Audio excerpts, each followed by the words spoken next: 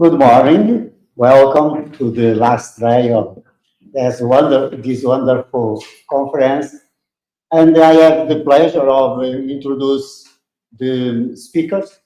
And the first is Frederico LOURENçO, of course, that all know very well, Frederico. He is full professor at the FLUC and the researcher in the Center for Classical and Humanistic Studies. His teaching activity focus on classical language and literature. The research covers the study and translation of Greek texts, namely Homer, New Testament, and the Septuagint, and the production of instruments for learning of classical languages. The last translations was the Bible and the Apocryphal Gospels. He translates as well bucolics from Virgil and other lyric and Pindaro and other Euripides and other poets. So, Frederico will speak about New Testament Gospels as literary texts. Well, thank you very much. And it's important to draw attention to these inverted commas on literary. So, the New Testament Gospels as literary texts. Why? Because to claim that the New Testament Gospels are literary texts is no longer as surprising as it was 60 years ago, but the claim still lends itself to all sorts of misunderstandings. Committed Christians might object that the Gospels of Matthew, Mark, Luke, and John transcend literature, and that to call them literary is somehow sacrilegious. So the first potential misunderstanding I should like to clear up is this. By claiming that the New Testament Gospels are literary texts, I'm not saying that they are merely literary texts. I accept that their status as Holy Scripture for millions of people place them in a special category of literature, particularly when they are read in the context of Christian practice and theological exegesis. However, the context in which I wish to place myself today is not faith-related. I wish to look at these texts as texts, and specifically as texts which we can understand better if we take into account the fact that they were crafted by authors who deliberately place themselves within a specific literary tradition. And we can clear up another potential misunderstanding by specifying at once what that literary tradition was. Although it has become fashionable in recent times to link the Gospels with the great classics of Greek literature, such as Homer or tragedy, and here is an example, I remain unpersuaded by the claims that the Odyssey or Euripides' Bacchae are texts to which the New Testament Gospel writers wished to allude. Of course, I cannot say that they never read Homer or tragedy. The main point for me is that the Greek text of the Gospels has never elicited from me as reader the response, ah, Homer, ah, Euripides, even though I can say that having translated the Iliad and the Odyssey and written my doctorate on Euripides, I know the Greek text of Homer and Euripides quite well. In my view, the literary tradition within which the New Testament Gospel writers wish to place themselves is neither Homer nor tragedy, but the Greek translation of what Christians later called the Old Testament. the Septuagint. This is a point on which there are considerable differences between the theological approach to the New Testament and the historical approach favored by scholars who are not committed to theology or to faith-based readings of the Bible. Theologians are keen to stress the relationship between the New Testament and the Tanakh, or Hebrew Bible, on the assumption that the Hebrew text of the Old Testament underlies the Greek text of the New Testament. But 21st century scholarship has increasingly drawn attention to the umbilical relationship between the Septuagint and the New Testament. The New Testament Gospels, in particular, are the child, the offspring of the Septuagint. They're written in the same language, Greek. They quote Jewish scripture in Greek, often in sentences that correspond word for word to those of the Septuagint. And they give the impression of striving after a stylistic effect that imitates the style of the Septuagint. At this point, we need to clear up another misunderstanding, which mainstream scholars have tried to dispel for more than a century, but which keeps cropping up in non-mainstream and non-academic discussions of the New Testament Gospels. I'm referring to the contention that the texts were not originally written in Greek, but in Aramaic or Hebrew, and that our Gospels are Greek translations of Aramaic or Hebrew originals. Defenders of this traditional hypothesis can obviously rely on quotations from several early church fathers who thought that Matthew's Gospel was the Greek translation of a text originally written in Hebrew. However, scholars have repeatedly demonstrated that there are no actual signs in Matthew's text that we are reading translated Greek instead of original Greek. On the other hand, the Hebrew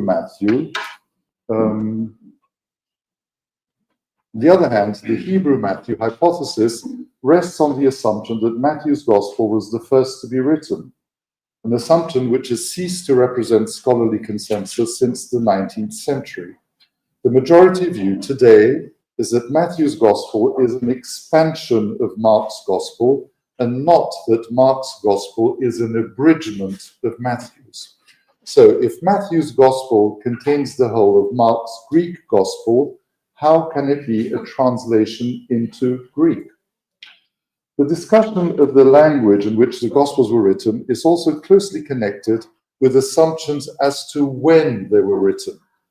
In faith-committed circles within conservative Christian denominations, we are likely to hear that the Gospels were written in the 1st century before the Romans destroyed the Jerusalem temple, so before 70 AD CE. In scholarly contexts and among academics who are not hindered by faith-related constraints, we are more likely to hear that the Gospels were written after the year 70, probably towards the end of the 1st century or even at the beginning of the 2nd century. The likelihood of the Gospels having been written originally in Aramaic decreases dramatically if we accept the later dating for the Gospels. There would have been no point in writing these texts in any language other than Greek once the early Christian movements had accepted that their target audience was to be found outside the boundaries of Judaism. But even within Judaism, the Greek language had long established its foothold. The earliest archaeological evidence of a known synagogue, and it's not this synagogue, let's not forget that synagogue is a Greek word, dates to the 3rd century BC in Egypt. And it was precisely in Egypt and in the 3rd century BC that the Greek translation of the Hebrew scriptures began to be put together, our Septuagint. However, scholars have accepted that multiple Greek translations of the Hebrew scriptures were circulating in the Jewish world by the time the Gospels were written. That explains why Gospel quotations from the Jewish Bible in Greek sometimes match the wording of the Septuagint exactly, notwithstanding many instances of quotations where another form of the Greek translation is being quoted. The main issue which should be underlined is that Greek translations of the Jewish scriptures were very much in demand during the 1st centuries BC and AD. We know that Jews themselves had become increasingly Hellenized, not only the Jews who lived in Egypt, Greece, and Rome, but also in Palestine itself. And let's not forget the presence of Greek cities of the Decapolis mentioned in the Gospels, nor the fact that some of Jesus's disciples had Greek names, Philip, Andrew, etc. We can also ask, in what language did John the Evangelist imagine that Jesus and Pilate spoke during the interview described in chapter 18 of John's Gospel? It is as unlikely that Pilate spoke Aramaic as it is unlikely that Jesus spoke Latin. The obvious conclusion is that John assumed that Jesus spoke in Greek. When early Christians read the amusing account of Jesus' childhood in the infancy Gospel of Thomas, so not to be confused with the Nag Hammadi Gospel of Thomas, which LAUTARO is going to speak to us, they probably found it completely normal that Jesus should be described as going to school in Nazareth, where the lessons were taught in Greek, and where the alphabet he learned was the Greek alphabet, and not the Hebrew alphabet. So, with these potential misunderstandings out of the way, let's dive straight into my subject today. So, most people would agree that as an added bonus to their generally accepted holiness, the Gospels are also very beautiful texts. Indeed, it could be claimed that they are the most beautiful texts in the New Testament, or even in the entire Bible. And perhaps they are particularly beautiful because their beauty is involuntary. The Gospel writers appear not to strive to write beautifully. It is what they have to say that is in itself beautiful. And together, the simple language and the Septuagintistic style neither add to nor detract from that beauty. And although the Gospels are Greek texts written in prose, they seem to be imbued with qualities which we might loosely call poetic. And perhaps that's why they appealed to so many poets, of whom we're going to be speaking today. Of course, no cultivated Greek reader would have accepted that there is anything poetic about the Gospels, because poetry had its own rules in the Greek world, and the New Testament Gospels do not appear to comply with any of those rules. But even though they are not formally poetry, the Gospels do nevertheless evince qualities that Greeks and Romans admired in poetry. It has often struck me that we find the evangelists unwittingly following the main precepts set down by Horace in his Epistola ad Pisones, or Ars Poetica. It's important to stress the adverb unwittingly, since it would be absurd to claim that the evangelists had read Horace. But they do practice a lot of what Horace preaches, intuitively perhaps. So Horace begins his Ars Poetica by stating the need to avoid incongruity. His first example is a painting that depicts a figure whose feet belong to a different body from the head. Incongruity in literature, in Horace's opinion, presents the same problem as incongruity in painting. Now, if there's one feature that immediately stands out when we read the canonical Gospels, is that Mark, Matthew, and Luke are consistent in maintaining the same Septuagintistic style. And Luke, in turn, is consistent in maintaining his own polished version of that style. John has a style of his own, which is admirably maintained throughout the Gospel, despite the probability that the last chapter of John is a later addition. All four of them are consistent in making sure that a high level of coherence between style and subject matter is maintained throughout the text. Horace said, "Choose a subject, you who write, suited to your powers. We have no reason to criticize any of the four evangelists for not having done precisely this." In arranging and presenting their material on the life of Jesus, the evangelists appear to have spontaneously followed another Horatian precept. Let the poet say at the right moment what ought to be said at the moment, and let him postpone and for now omit all sorts of things that are not relevant. Indeed, what typically characterizes the evangelist's narrative choices is a curious restraint in sharing information about the life of Jesus. To take an obvious example, the omission of all sorts of things that are not relevant is evident in the fact that the canonical evangelists omitted accounts of Jesus' childhood, apart from a few brief episodes in Matthew and Luke. When later on other authors attempted to fill in that gap, they were not very successful in my view. The apocryphal Gospels of James and Thomas, that is the infancy Gospel of Thomas, imitate the style of the canonical evangelists, but they failed to imitate their restraint and their adherence to the rule that less is more. We can also say that Mark and John are practitioners of the in medias res technique. They plunge the reader into an action already underway, wasting neither time nor words with details which they deemed irrelevant. Both evangelists omit anything connected with the childhood of Jesus. They hardly mention Mary. Indeed, in the Gospel of John, Jesus' mother is not even named, and they transport the listener into an action that is already in progress when the text starts, as if it were already familiar. An apt illustration of this is the opening of the Gospel of Mark, where Jesus is introduced, as it were, in medias res.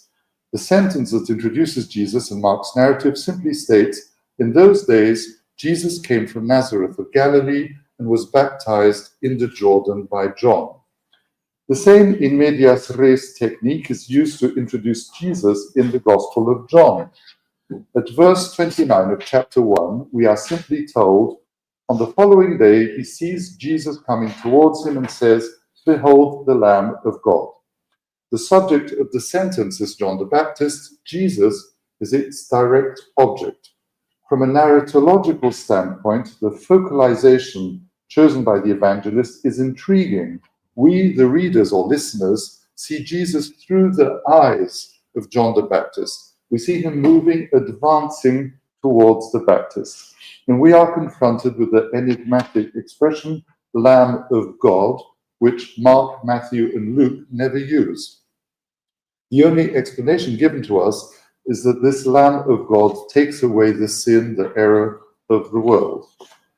John doesn't allow Jesus to say anything yet, and a few verses later, the situation is repeated. John the Baptist again sees Jesus passing by and again declares, "Behold the Lamb of God."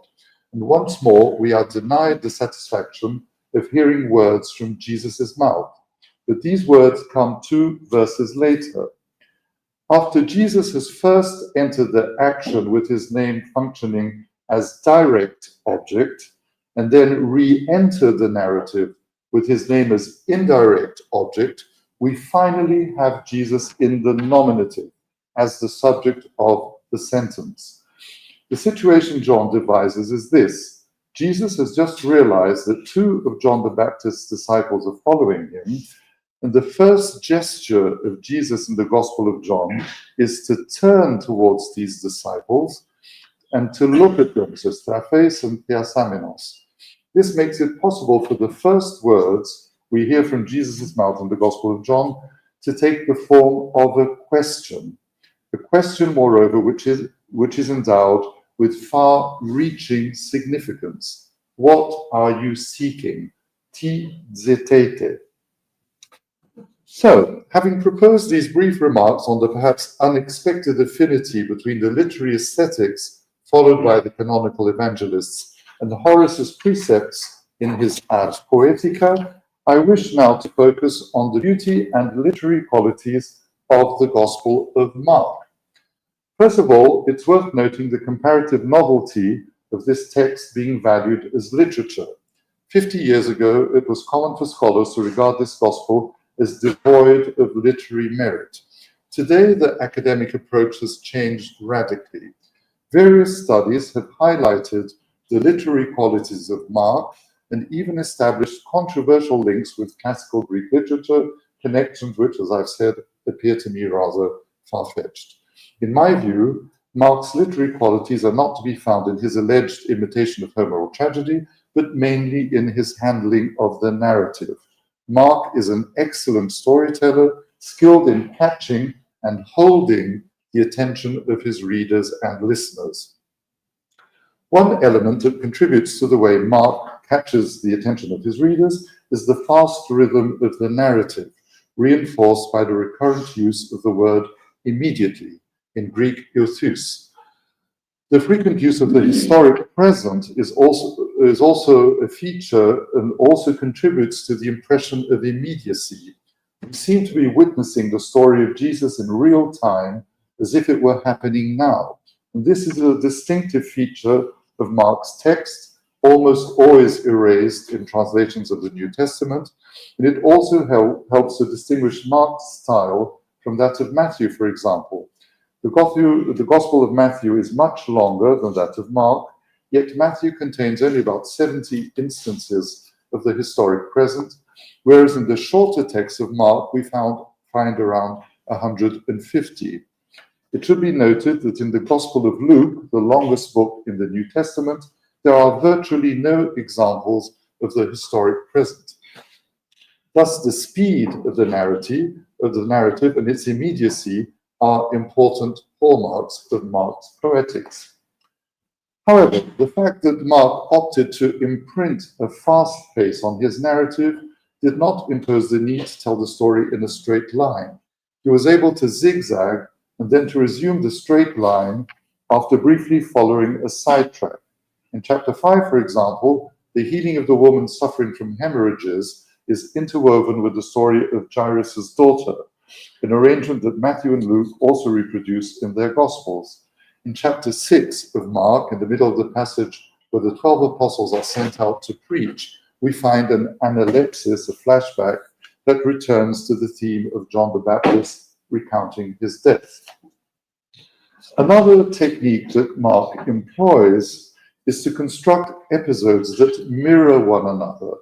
An example is the passage at the end of chapter 4, in which Jesus and the disciples are traveling by boat, and Jesus is fast asleep, his head resting on a cushion, despite the terrible storm that has arisen. The disciples are awake and anxious, while Jesus sleeps as if there were nothing amiss. Later in the Gospel, the opposite situation will occur. Jesus will be awake and anxious, and the disciples will be asleep. This will take place in chapter 14 at Gethsemane, during Jesus' last moments with his disciples before he's arrested. He is wide awake and suffering from anxiety, whereas the disciples are fast asleep. Let us now point out a beautiful detail in Mark 4 when Jesus calms the storm. A verbal echo stands out in my ears, creating an artistic mirror effect. The sentence introducing the storm says that a great storm of wind arises, note the historic present. When the storm abates, we read, there arose a great calm. The Greek word for storm is lilax, and the word for calm is galene. Mark applies the same adjective great in Greek megale to both feminine nouns. Thus, the emergence of the storm brings to our ears these Greek words, lilaps megale and galene megale. The evangelist could perfectly well have varied the adjective. Mark uses many Greek adjectives, but he chose repetition, which in itself constitutes a literary effect. To what purpose might this effect have been employed? Perhaps to underline that from Jesus' perspective, a great storm is no different from a great calm, for nothing can disturb him, at least in this passage. He'll feel differently on the eve of the crucifixion, as we mentioned already. This composure and self-possession, associated with his astonishing power over the elements, sea, wind, etc., characterizes Jesus as a figure who would have appeared heroic to Mark's readers, whether they were pagans or former pagans. The unanimous tradition of the Church agrees that Mark's Gospel was written in Rome, although some modern scholars dispute this. It's intriguing to imagine a cultivated Roman reader associating the self-possessed Jesus in the middle of the storm with the just man, steadfast in purpose, described by Horace, a man who, according to Horace, is not affected by violent winds at sea, and of whom he says, if the universe collapses, its ruins will strike an unflinching man. On the other hand, a Jewish reader of this passage would perceive that Jesus, as described by Mark, is enacting the words of the psalmist in Psalm 107, 106 in the Septuagint. Then they cried to the Lord in their distress, and he delivered them from their troubles. He commanded the storm, and it became a breeze, and its waves were stilled. So we now return to the topic of the Old Testament as the Gospel's literary matrix by observing that Mark's passage in which Jesus calms the storm recreates a passage from the Old Testament, but at the same time it fulfills the words of the Old Testament. This is a process to which all four evangelists resort. It is not only intertextuality with the Old Testament that interests them, but the presentation of Jesus' life as an enactment of Jewish scripture. This is Mark's preferred process right from the very outset, accepting that the first sentence of his gospel functions as a heading for the whole text, beginning of the Evangelion of Jesus Christ. We immediately encounter in the second sentence the explicit presence of the Old Testament, as it is written in the prophet Isaiah. The quotation of Old Testament passages in Greek and their integrations into the text of the Gospel has, as I have already said, the primary aim of showing that the Gospel constitutes the continuation of the Septuagint.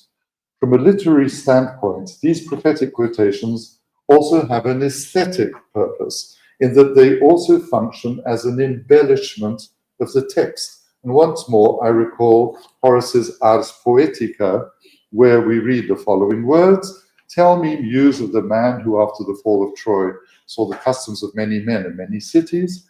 So these Horatian lines are themselves a quotation from the opening of Homer's Odyssey, and there are several reasons for their presence in the Ars Poetica, one of them surely ornamental. Horace wished to make his text more beautiful through the importation of Homer's words into his text. In the case of the Gospels, I would accept that the ornamental value of Old Testament quotations is secondary, since their main purpose is theological.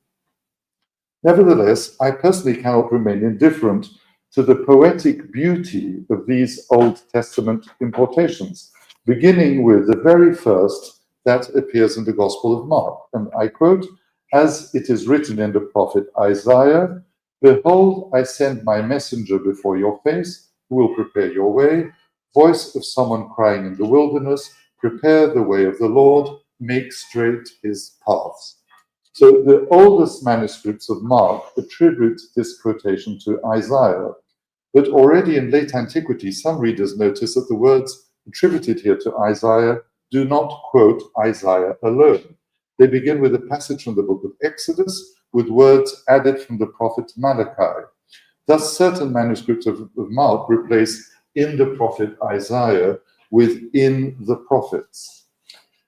It's impossible to know whether Mark himself connected these unconnected Old Testament passages or whether their combination was already present in another early Christian source. In any case, with regard to the phrasing of the quotation from Isaiah, "voice of someone crying in the wilderness," the presence in Mark's text of the exact wording of the Septuagint is significant. Right at the beginning of the earliest Gospel, therefore, the presence of the Greek Septuagint is unmistakable.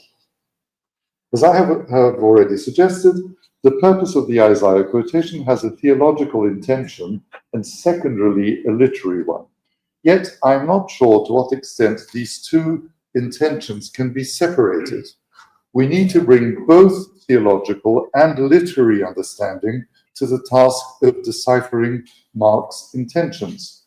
To understand the first part of the citation, we need to identify the three persons or entities involved. The implied first-person subject in the verb "I send," so apostello, the messenger, angelos, and the two second-person pronouns su, genitive of you. Now, the word that links the quotation from Malachi to the quotation from Isaiah is the word way, hodos, who is being referred to in the genitive second personal pronoun su. In verse 3, the genitive word determining the way is Lord, Kyriou. Fascinatingly, the combination of these disparate citations confers upon the you of the Exodus passage a new identity. In the Exodus text, the you referred to is Moses. At the beginning of Mark, the identification of this you is not yet clear. Only retrospectively will readers be able to recognize it as referring to Jesus. And retrospectively too, readers will identify the enormous theological and literary importance of the word way in Mark's Gospel. We may notice that hodos, way, seems to be a place where acts and words of great significance occur throughout the Gospel of Mark.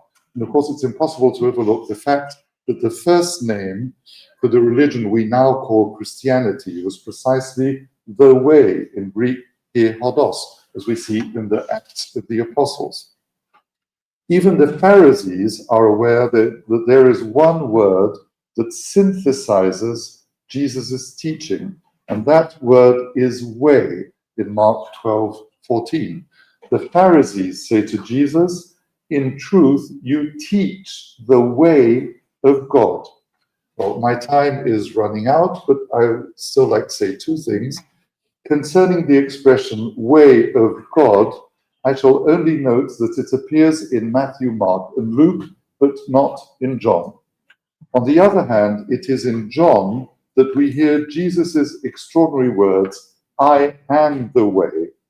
So the Pharisees in Mark say that Jesus teaches the way of God in accordance with the truth. The Jesus of John declares himself to be the way and the truth. Well, finally, I would like to say that in my view, there is still a lot of work to be done on the literary understanding of the New Testament Gospels. So it's a project to which I hope to devote the next few years, perhaps many years. And I thank you all for having listened to my first ideas on the subject. Thank you.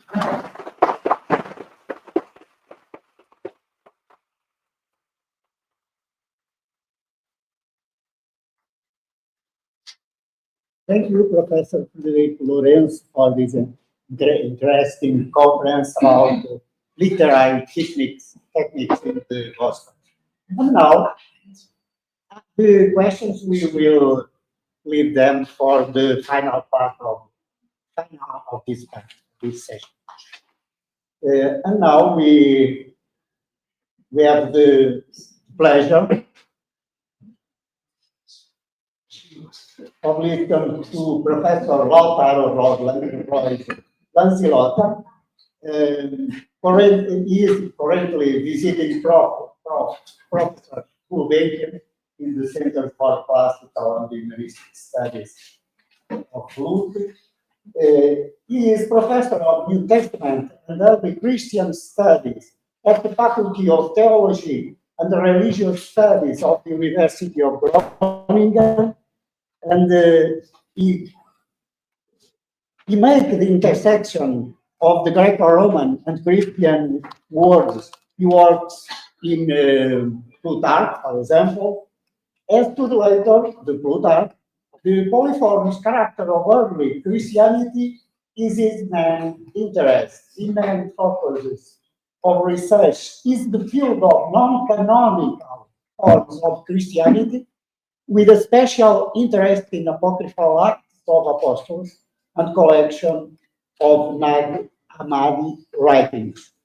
He has ongoing research projects as the apocryphal Acts of Thomas, a critical edition, translation, and commentary with a colleague, and the Nag Hammadi bibliography online, and a research project named Religious and Philosophical Currents in Late Antiquity and their resonance in modern thought. Professor LOUTARO, the floor Thank is you very yours much, now. Luis. Thank you very much for your nice introduction. And good morning. Good morning, everyone. Today, as José was already advancing, I intend to talk about the Gospel of Thomas, an Hammadi text discovered in 1945, and the ramifications that scholarship builds on the basis of this discovery. And why? Because there's an enormous impact on how Christianity is understood, how the text is understood, and how the relationships among early Christian literature or texts is understood. So as you will come to realize, my vision is a rather critical vision of what is going on in scholarship, partly due to the fact that I have PhD students working on this text 10 years ago. 10 years ago, he's working on his PhD, but he managed, of course, because of the enormous volume, the enormous wealth of scholarly literature on this text. He has managed to cover all the scholarly production, and of course his view was also very critical towards this theme. In conversation with him, of course, we developed two different lines, but both of them critical on it. Of course, here also contributes the fact that my friend and colleague Israel Muñoz from the University of Córdoba and me have long ago research project at the University of Córdoba, which is focused mainly on the Acts of Thomas, but of course has also ramifications with the Gospel. Okay, after this brief introduction, a caveat, I managed to combine the slides and ideas that I'm going to present to you today between yesterday evening and this morning. So, you know, the quality may not be what you were expecting, but we will see. Yeah, we will see. Yeah. So, with further ado, let us proceed. Oh, yes. These are the 3 points I want to briefly touch upon today. The first place, an introduction, brief introduction for those of you who were in my intensive seminar on the Gospel of Thomas. I mean, those are going to discover certain parallelisms, sometimes certain repetitions, of course, because, you know, as human beings, we are repetitive, thank God, yeah, because we can come back to our common places. In any case, introduction, Thomasine Christianity, question mark, and intertextuality. Let us proceed with the very first part, with a brief introduction on the Gospel of Thomas. The Gospel of Thomas is the so-called fifth Gospel, and it's known since the discovery of the Nag Hammadi treatises in 1945. I hope everyone can see it. Yeah. It is the most famous text of the whole collection, of course, a collection including 51 texts that were unknown to us before. 51 texts, of which 45 are completely different. There are 6 repetitions, but for the rest, 45 texts unknown to us up to that particular moment, and which, as you can imagine, produced an enormous wealth of scholarly literature. The most important one, as I was saying, is the Gospel of Thomas in Nag Hammadi Codex 2, text 2.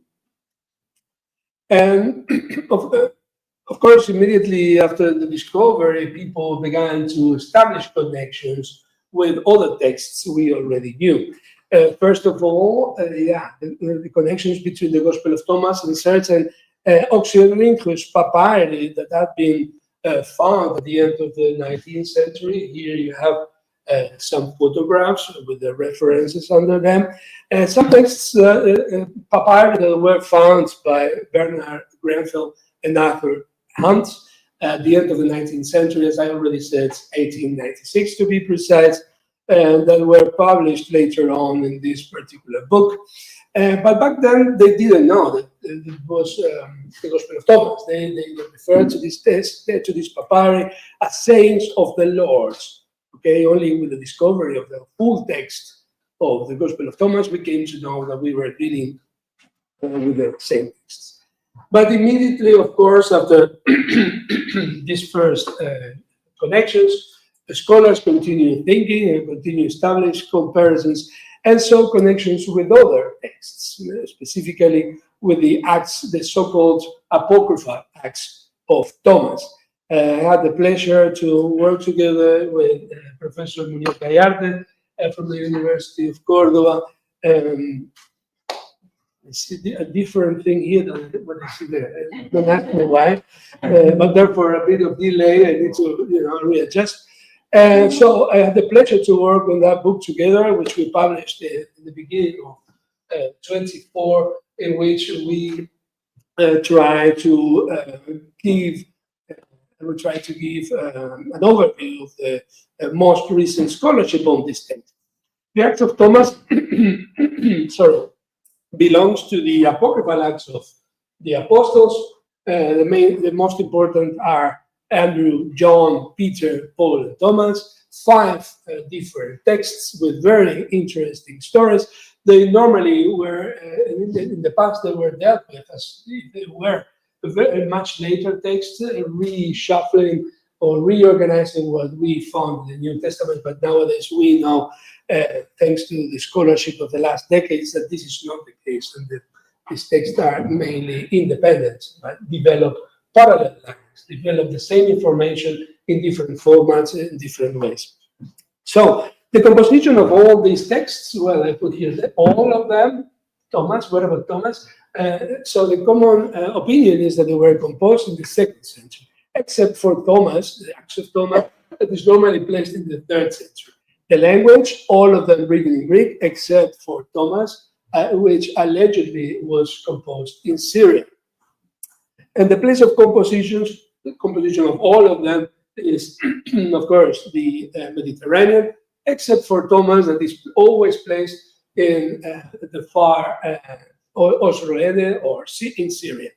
Okay, so against this view, or against the grain of that view, in our research team in Córdoba, and several conferences we organized, the book I just mentioned, and plenty of papers that we published together or separately on the text, we tend to believe, or I think I can say that we agree on that, that that the Acts of Thomas was written also in Greek as the rest of the apocryphal Acts of the Apostles, that it was composed also in the New Testament in the 2nd century as the other texts, and that it was also composed in the same cosmopolitan milieu as the other apocryphal Acts of Apostles. And why? Because of our study of those 5 texts, we could establish a lot of commonalities among these 5 different texts.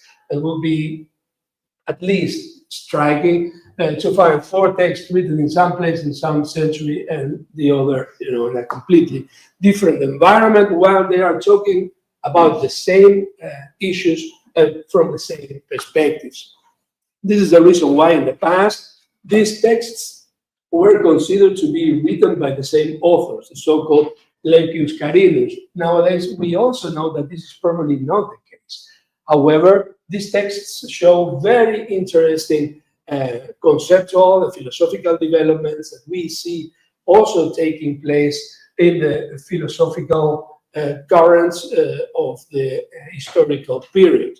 And so they allow us to, do comparative studies of what was going on in the philosophy of the philosophical religion or religious philosophy that was taking place back then. In any case, our research at the UCO, this is the University of Córdoba, focuses on the textual transmission of the Act of Thomas, the ethical message of the Act of Thomas. Specifically, Professor Muñoz Gallarte developed this specific study ever since he came as a postdoc in 2009, 2011 to the University of Groningen for 2 years, able to work for 2 years on the ethic message of this particular text. And then we also focus, of course, on the original tenor of the Acts of Thomas and the textual structure of the text, in order to claim, among other that two very famous texts, and I mention this because it is related with the scholarship on the Gospel of Thomas, two very famous texts, the hymns of the bride and the prayer, belong to the original text of the Acts of Thomas. Against the grain, of course, because all the scholarly literature on this text claims that both hymns do not belong to the original text and were added and introduced in the Acts of Thomas later. Of course, this way of approaching texts allows scholars to fantasize and develop a lot of theories on that. Because why? They take a text, they separate it in parts, they say this part belongs to this century, that other one to the other century. And then you can begin to speculate at which century, which environment, with the result that you can invent your own theory or interpretation. So our approach is a different one. We approach the text as it was transmitted to us and try to understand it as it is. Of course, at times it is difficult, but we try by means of textual comparison, textual analysis, to determine where exactly this text was written and where, if possible. All right. So after the connection established with the sayings of the Lord and the Acts of Thomas, of course, the next step was to further find connections within the Nag Hammadi collection itself.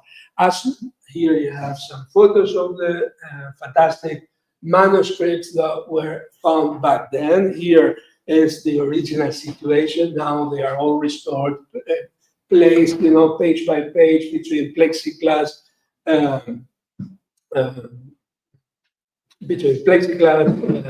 plates, and they are preserved in Egypt. They are very well studied nowadays after almost 80 years after the discovery.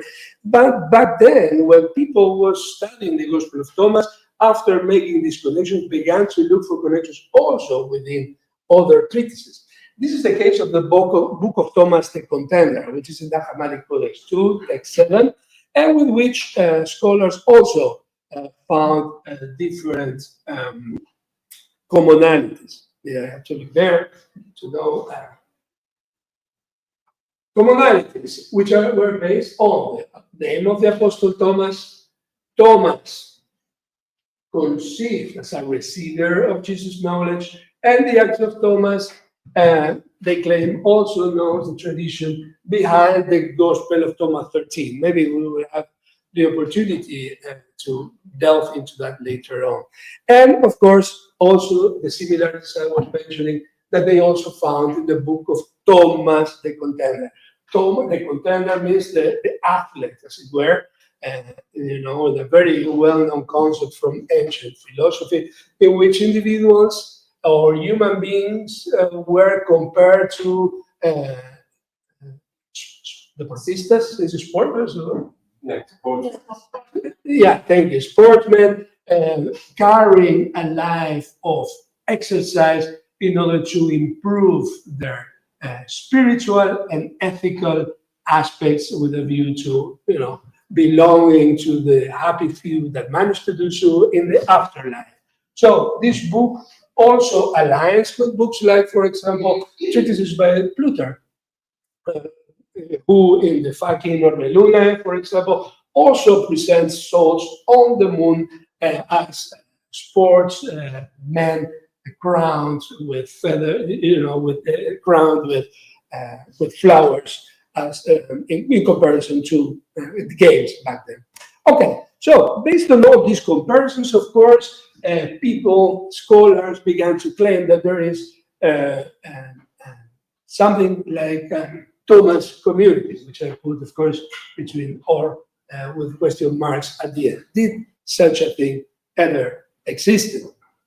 So first, I'm going to give you an overview of the normal positions regarding that, and then I will give you my own personal interpretation. How is it going with the time? I didn't pay attention. When did I begin? Only 30 minutes. No. Talking. Or Talking. Okay. I am talking 30 minutes, right? Yeah, okay, good. First of all, how this idea of Thomas and community at all appeared? Well, it is, as you may expect, the ideas began inspired in other areas of biblical studies. For example, the existence of the so-called Johannine community. Professor Lourenço was talking us about the New Testament Gospels. The fourth Gospel is the Gospel of John. And of course, scholars also began to develop theories about the existence of a Johannine community behind the text, responsible not only for the Gospel of John, but also for the Johannine letters that we also have in the New Testament. By means of textual comparison, they began to establish links, commonalities, strategies, communities. This is the normal way people tend to think of when trying to analyze the texts. Once again, you will begin to recognize this. Why? Because people also, scholars, recognize communal language through the Johannine writings, the Gospel and the letters. And of course, they proceeded to identify identities behind those texts, the development of a Johannine identity that would connect not only the texts, but also the community around the beloved disciple who, as you know, is under the spotlight in this particular text, of course, together with Jesus. The text really claiming closeness between Jesus and this beloved disciple who might have received the most important message from the master. Maybe not directly claimed by the text, but implied, of course, by the fact that he's always very close to the master. Okay, so the Johannine writings, according to this approach, would describe the Johannine community or the principles or the way they conceived, early Christianity.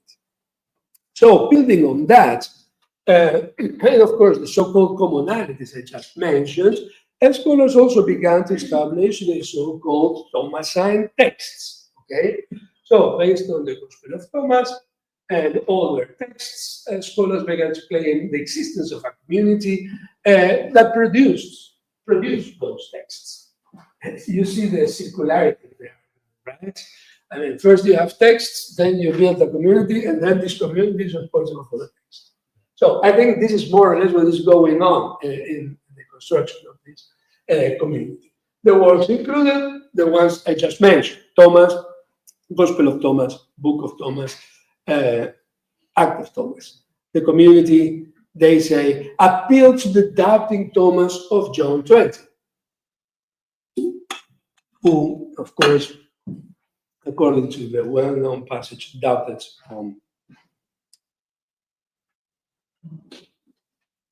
Okay, and so the Thomas community, the next step in this peculiar scholarly journey was the construction of a community, not only behind the Gospel of Thomas, not only in comparison to the community behind the Gospel of John, but also in conversation with one another. Yeah, okay, so according to scholars, Thomas' characterization in John as a fool, dunce, and faithless indicates a conflict between John and Thomas' community. So not only in conversation, but also, kind of conflict. John includes a dramatization. My colleague, April de Koning, at Rice University in Houston, a very well-known scholar on ancient Gnosticism and early Christianity in general, said that the Gospel of John includes a dramatization of an actual dialogue between those communities. Okay, so John's presentation would be a polemical attitude towards the tradition behind the Gospel of Thomas, the tradition, the community, the school. Okay, in the works you can see here on the screen. So one thing is talking about the community, but another one about the school. This is the following that we can discover in the scholarly literature. This is very much due to the work of Bentley Layton, also very famous scholar, very good scholar, who wrote his book, I think, originally back in 1987. This is what you're seeing here is the second edition, published by his disciple, David Braque. We were together with him, you remember, Andrea, back in 2016 at the Conference on Patristic Studies at the University of Cuyo in San Juan in Argentina. We met there and we were talking a lot with him about Nag Hammadi scriptures. And I think back then he was already preparing this volume. Okay, in any case, what Bentley Layton says that the school of St. Thomas was located in Edessa.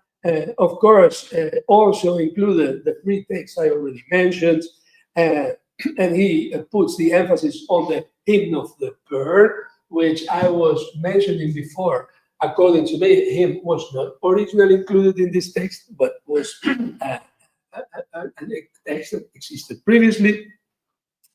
And in his view, it included Christians who revered Thomas, and more specifically the twin motif central to their beliefs, the twin motif as the inner light or as the living Jesus. Okay, so in their view, the earthly part of the twinship was the human being who needed to find their inner light in order to be able to reunite it with the divine part of the twinship. Okay, and they, of course, when we read the Act of Thomas, we've been doing it all the month of October here at the University of Coimbra, right? I mean, this makes sense. I mean, this particular interpretation. What, in my view, is not correct is to put it in this framework. And so this was equated, the reunion with the self and with the inner life. We were talking about these themes yesterday, right? In many different presentations. So it is equated to knowing oneself. To know oneself equated to know our double or to know Jesus. So there is no developed theological system. Everything is based on the development of this particular primitive, we could say, primitive because chronologically older in the New Testament, in the Christian movement. So, but can we establish on the basis of these speculations the existence of a Thomasine Christianity? Well, there are some people who believe so. Again, I put again some reference to what I mentioned before. Verbal and ideological contacts among the Thomasine texts would imply, according to scholars approaching the text in such a way, the existence of a Thomasine Christianity located in Syria, where the Gospel of Thomas would have been composed. This is a following step, okay, resulting from all this speculation. These texts, starting with the Gospel of Thomas, would be a tradition of Judas Thomas, the individual Gospel of Thomas readings and traditions found in works of Syrian origin would provide support to this view. This is the argument. So Tatian's Dia Tesaro, for example, and they offer some parallelisms there, the Liber Gradum from the 4th century, the Gospel of Philip, and also Solomon would represent echoes or would contain echoes of this school. The historical background, of course, on which they build is that, Gospel of Thomas located in Edessa, capital of Osroene, Edessa as a center of Syrian Christianity between the 3rd and 4th century, and having or including the famous Church of St. Thomas, to which the bones of the apostle would have been transferred. Now, were transferred at the end of the 4th century. But again, you see what is happening here. Okay? We see all this circularity in the arguments. So, Syriac Christianity, let me see, yeah. Syriac Christianity, which presents distinctive theological traits, which of course are shared by the Gospel of Thomas, which would not be centered in the vicarious death of Jesus, very much known thanks to the work of Paul and Pauline writings in the New Testament, and in which sin and atonement are not pivotal. So sin and atonement are not the most important aspects of the message of this Christianity. Right? Why? Because salvation is not described by a judicial or sacrificial language, as in the rest of the Gospels, we could say, or in the letters in the New Testament, but as a return to the original condition lost due to humanity's original fall.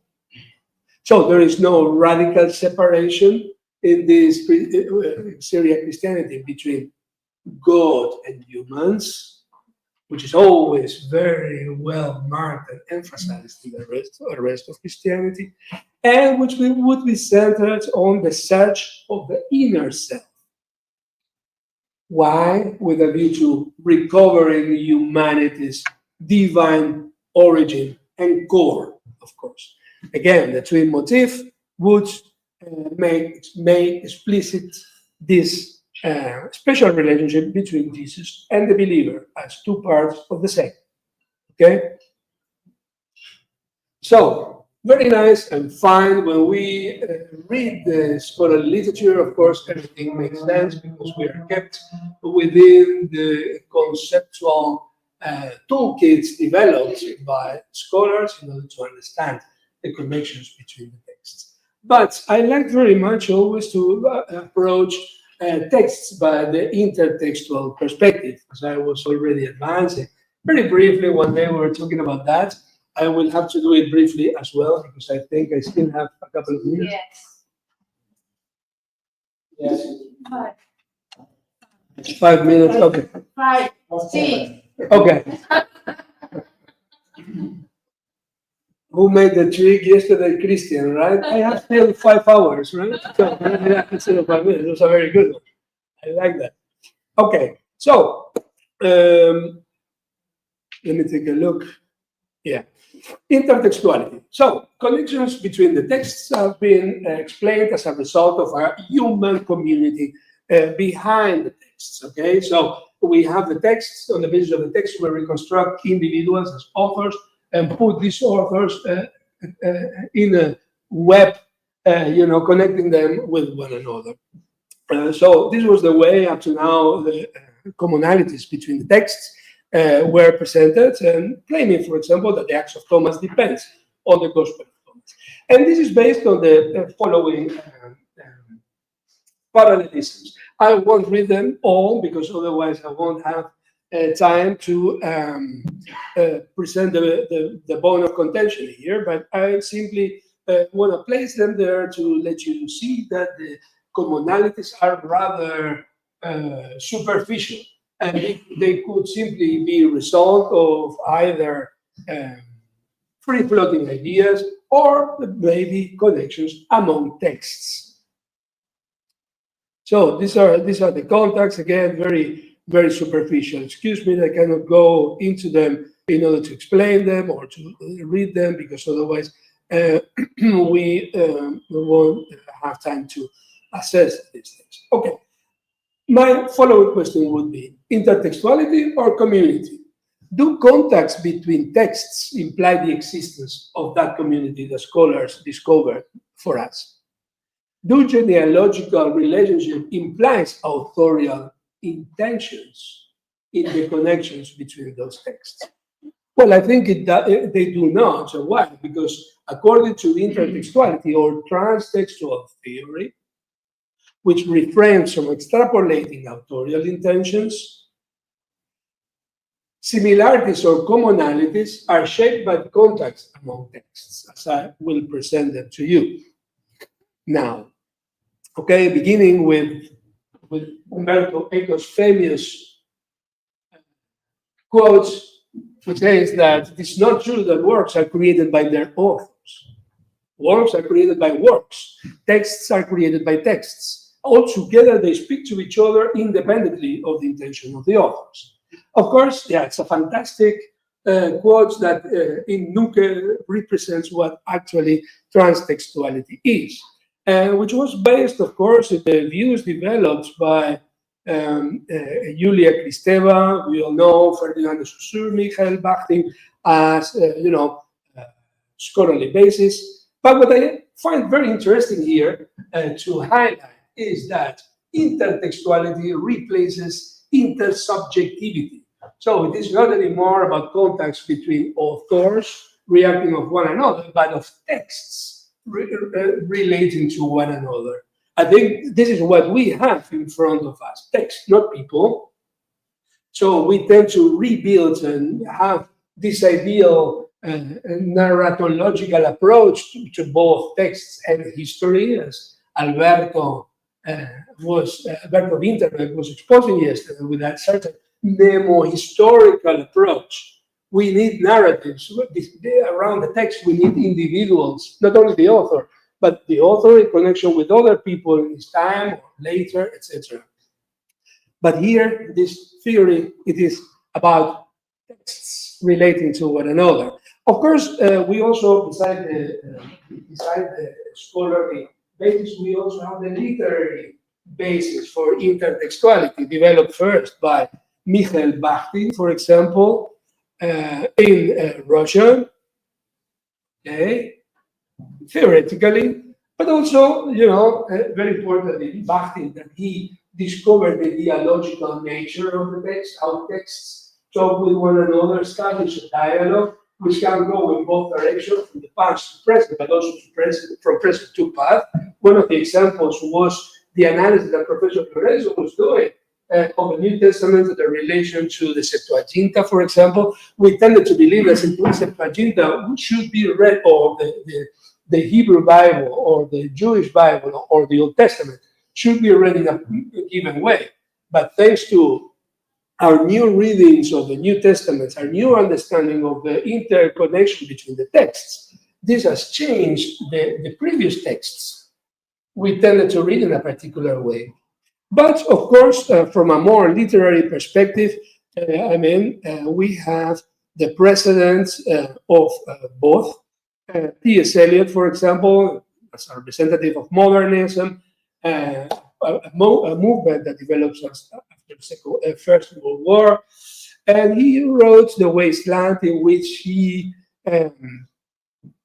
conceived as a strong intertextual undercurrent of quotations and allusions, all with a view to maintain his view that no poet, no artist of any art, very interesting for other arts, architecture, music, etc., has his complete meaning alone. And he is still here moving on the realm of the author, but, Borges, Jorge Luis Borges, one of my writers, of course, also rooted in modernism, affirmed forever that writing is the act of rereading previous texts. Okay, this was in Pierre Menard, author de Quijote, for example, Ficciones, or most importantly, that the history of literature is the diverse intonation of a few metaphors. So instead of focusing on the human beings repeating those stories, he focuses on the four metaphors. From the very beginning, we are talking about repeating, reshuffling, recreating, re-understanding, okay? Again, intertextuality replaces intersubjectivity. And I'm coming very close to the end. One more minute, okay. Let me see, I have 2 more slides and I'm done. So, intertextuality or community. Again, if that texts dialogue with texts independently of the author's intention, how should we approach those connections? Well, I tend to apply always, this is my intertextual method, the one I'm used to, and the one I always apply. Okay? There are other methods, but I like to apply this way of transtextual analysis as developed in the 80s by Gerard Genet. Why? Because it allows us to analyze 5 different categories in the way text relates one another. We can take them all together, or we can focus in one of them. As compared to other intertextual authors, just like Roland Barthes, for example, or the ReD, I mean, the interest of Genet is that he's constructive. He does not want to destroy, the history of literature, the history of meaning, but he tries to make sense of what we have at our disposal. Okay, so I focus mainly in the analysis of the intertextual relationships between the so-called Thomasine text on an hypertextual analysis that intends to analyze the transformations of an hypotext in the hypertext. So the older one, the one that is working on that. So, and why so? Because if the texts, if their intertextual relations is a dialogue among texts, this particular analysis tries to analyze what they say to each other. If texts talk with one another, how do they speak to one another? What do they say to each other? And how do they say? I think on the study of those transformations, it is the way that we can come to understand why. The Gospel of Thomas, the Act of Thomas, and the Book of Thomas, the Contender, are so related to one another without implying a whole network of relationships, meanings, with a view to trying to understand the texts as they are, as they were transmitted. That was it. Thank you very much for your attention.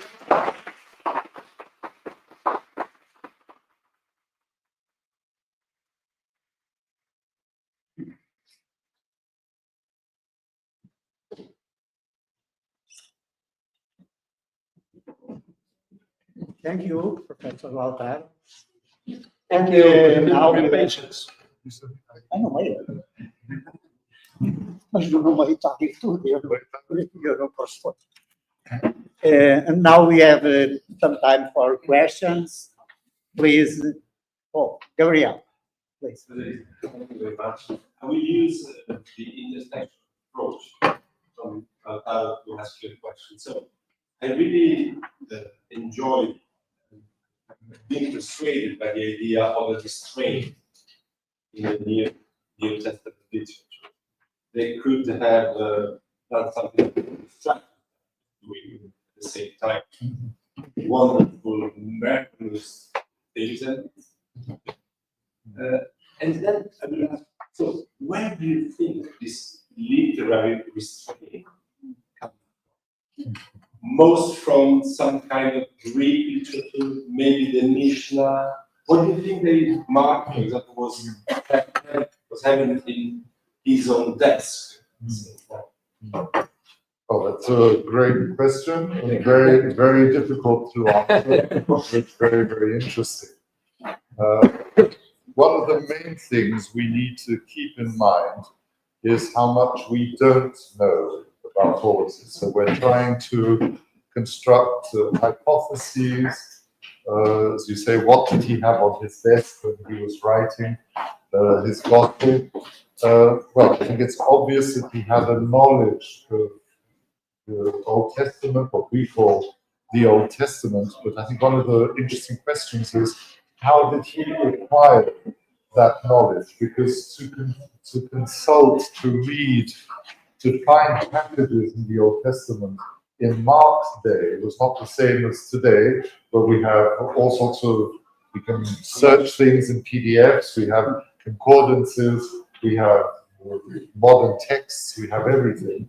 And so it's amazing how the first gospel writers seem to have interiorized, to a certain extent, the Greek texts of Jewish scripture, so they could access this material in a creative way. The restraint, I think it's I think it's part of the characteristic of, well, what I try to describe as being the beauty of the gospel. So why should we read these texts as literature, and not only as literature, but as very, very beautiful and important and well-written literature within its own context and within its own rules. I think one of the qualities is the restraint, and one of the interesting things is to compare the canonical Gospels with the apocryphal Gospels in Greek, such as James and Thomas, not Lautaro's Thomas, but the other Thomas. Because Lautaro's Thomas is very restrained. It's also a very beautiful way of writing. Less is more. It's amazing. But the other Thomas, the infancy Gospel, is completely. More is less. That's the underlying idea, and I think that's very. I think it's very interesting to compare the apocryphal Gospels that were accepted by the church, because James and pseudo Matthew, all these Gospels, weren't considered heretical, so they were transmitted in the plenty of manuscripts in Greek and in Latin of all those Gospels. But I think somehow people felt that they were too much, they were too over the top in their way of writing. It couldn't be authentic. The restraint is somehow a sign that there's something more to the text. That the less you put in the text, the more there is to it.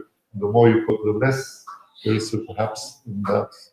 Well, I'm sort of just saying absurd and random things because it's very difficult to answer your question. But my idea really is that the way forward now, and that's very clear in recent scholarship, is to try and find as many links as possible between the Septuagint, the Greek Old Testament, and the Gospels, and to explore those links as much as possible. Other questions? Fatini. It's also a question from Professor Frederico Lorenzo. This idea that the earlier Gospels were written in Aramaic, is that still a live debate among New Testament scholars? And what do people do with that theory that the Septuagint was commissioned by Ptolemy Platonis because Alexandrian Jews presumably no longer spoke Hebrew and needed to read their Bible in Greek? Yes, well, about the reason for the translation of the Septuagint, there are two divergent reasons. One is that Alexandrian Jews needed to read their scripture in Greek. The other is that the Library of Alexandria needed Jewish scripture in Greek. And I think there's a lot has been written on that, and the older texts or recent texts on that story, but I think it's impossible to know how it actually came together. And it probably wasn't all at once in the 3rd century. Perhaps in the 3rd century, the Pentateuch was translated into Greek, the Torah, and then slowly the other books of the Old Testament. So it's unlikely that the whole Old Testament was translated at the same time. The Aramaic question is always comes back, bouncing back and forth. Of course, in the 1920s of the last century, scholarship was very certain that the Greek Gospels are translations of Aramaic originals, and scholars actually did all these funny things, which was to translate the Gospels back into Aramaic. So they're actually editions of the Gospel of John, of Matthew, which scholars retranslated into Aramaic to prove, well, if I can translate this into Aramaic, I can prove that this was written in Aramaic. Just the same thing as if I could translate Camões into Spanish, I could prove that he wrote in Spanish. So I don't think that's a very good argument. The fact that you can translate, you can also translate them into Latin or into whatever language you want. So that's not a relevant argument for me.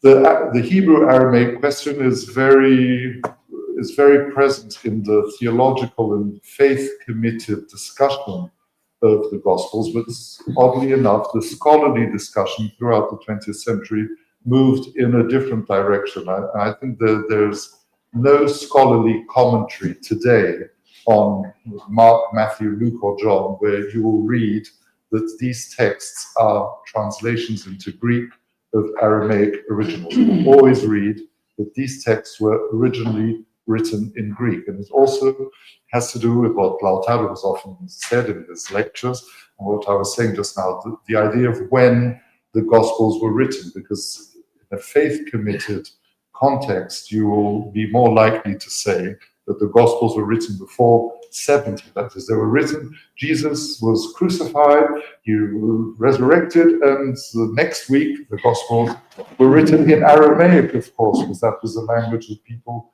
spoke.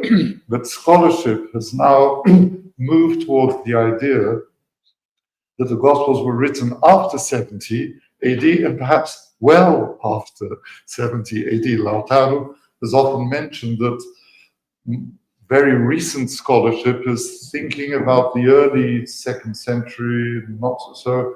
The thing is, for whom would these people have been writing? Why would they write their works in Aramaic?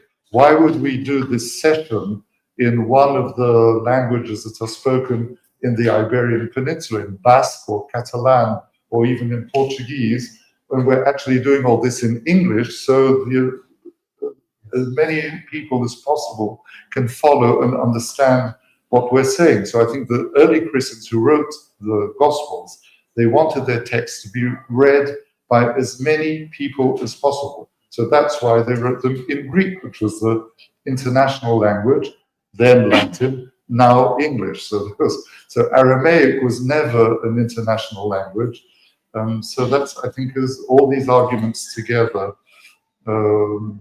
creates an answer which for me is that a completely different thing is, did Jesus speak Greek? That's another question. I think it's impossible to say yes or no. I think that's a very difficult question to answer.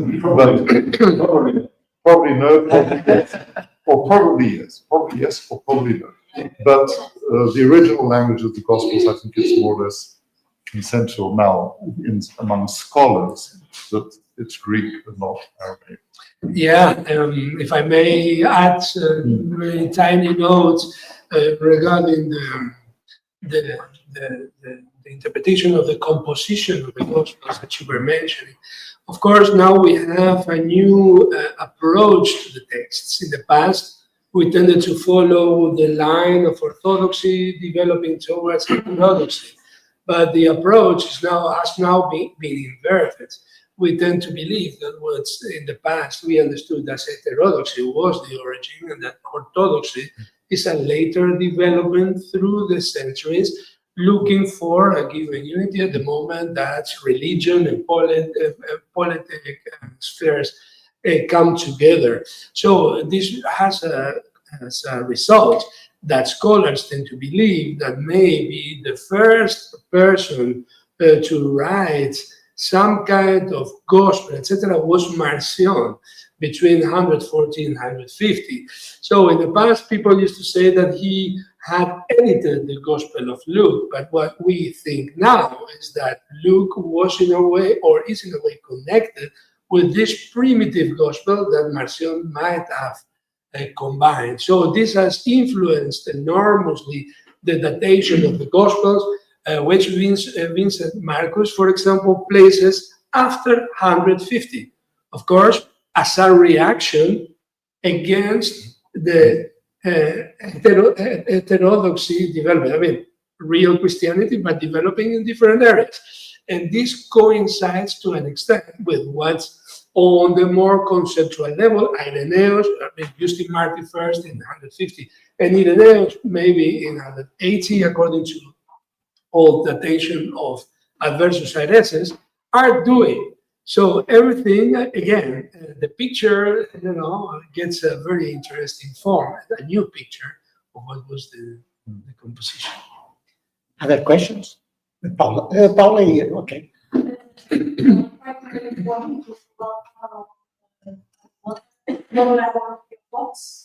Thank you.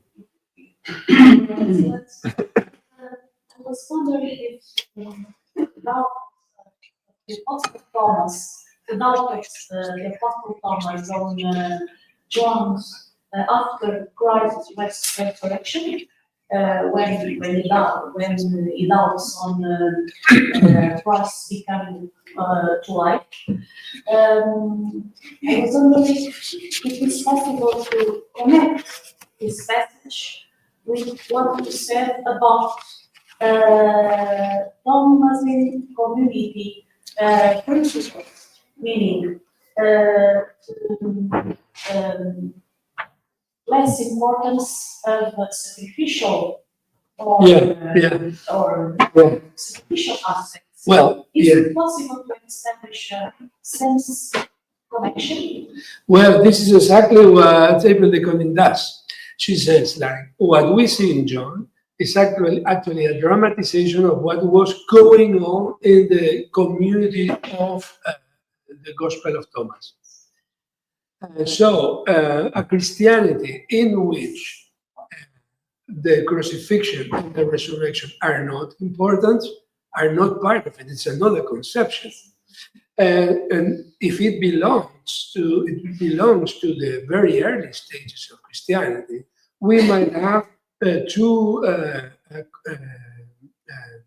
interpretations competing with one another. One is the vision of the Gospel of Thomas, in which wisdom, the divine wisdom transmitted by Jesus directly from God to the believer, was the center. And another form of Christianity, in which Jesus' death, crucifixion, and resurrection was the most important thing. So John would be a ridiculization, as it were, of what is going on conceptually in the other early Christian current. So this is the way she understands this, and understands it not only as a proof of the community, but also as a Proof of communication between different interpretations of Christianity. Exactly. Yeah, exactly. This is the point, which is interesting, but yeah. Thank you. Yeah, thank you. Enrique. My question you mentioned that there was this recent change, right? There's been going to change in scholarship towards the artistic view or value of the Gospels. And I was it reminded me of Augustine's personal relationship towards the Gospels, right? And I've been wondering if you could comment on this, perhaps metanoia in the recent academic life this year.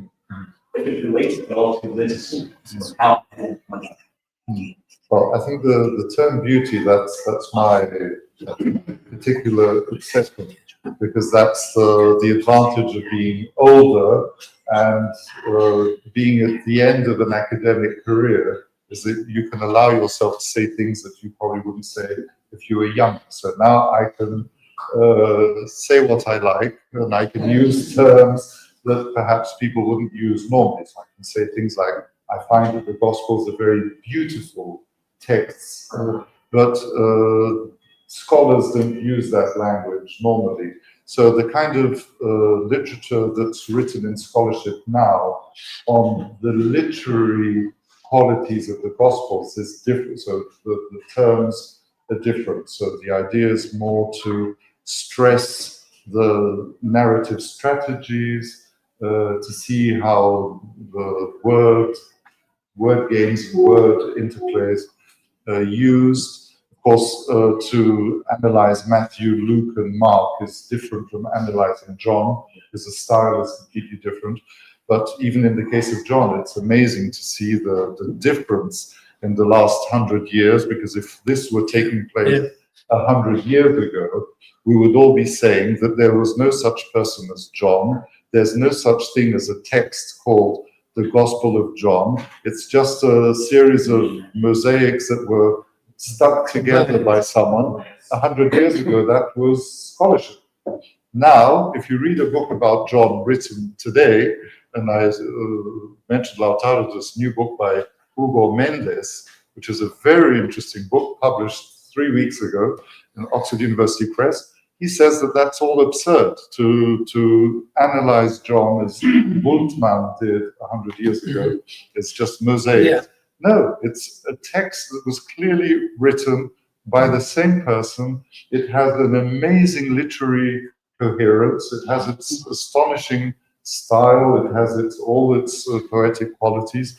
And so these fashions come and go, but it's never been fashionable in scholarly circles to talk about the beauty of the gospel. So but I think it's important to, because one of the things I think is important, and I've often thought about this when I hear LAUTARO talking about these subjects, is to what extent is it possible to create a bridge between the historical, critical study of these texts and the faith study? That is, why should there be two groups that are studying the same texts in a completely contrary and antagonistic way?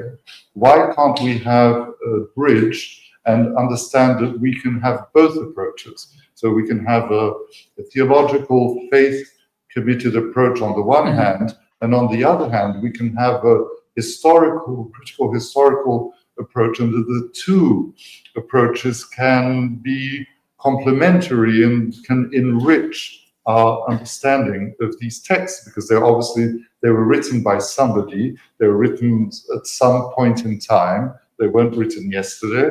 So we have to accept the historical contingencies, but at the same time, we can also enter into conversation with people who study these texts from the religious, faith-committed perspective. Yeah, no, absolutely. I think you're completely right.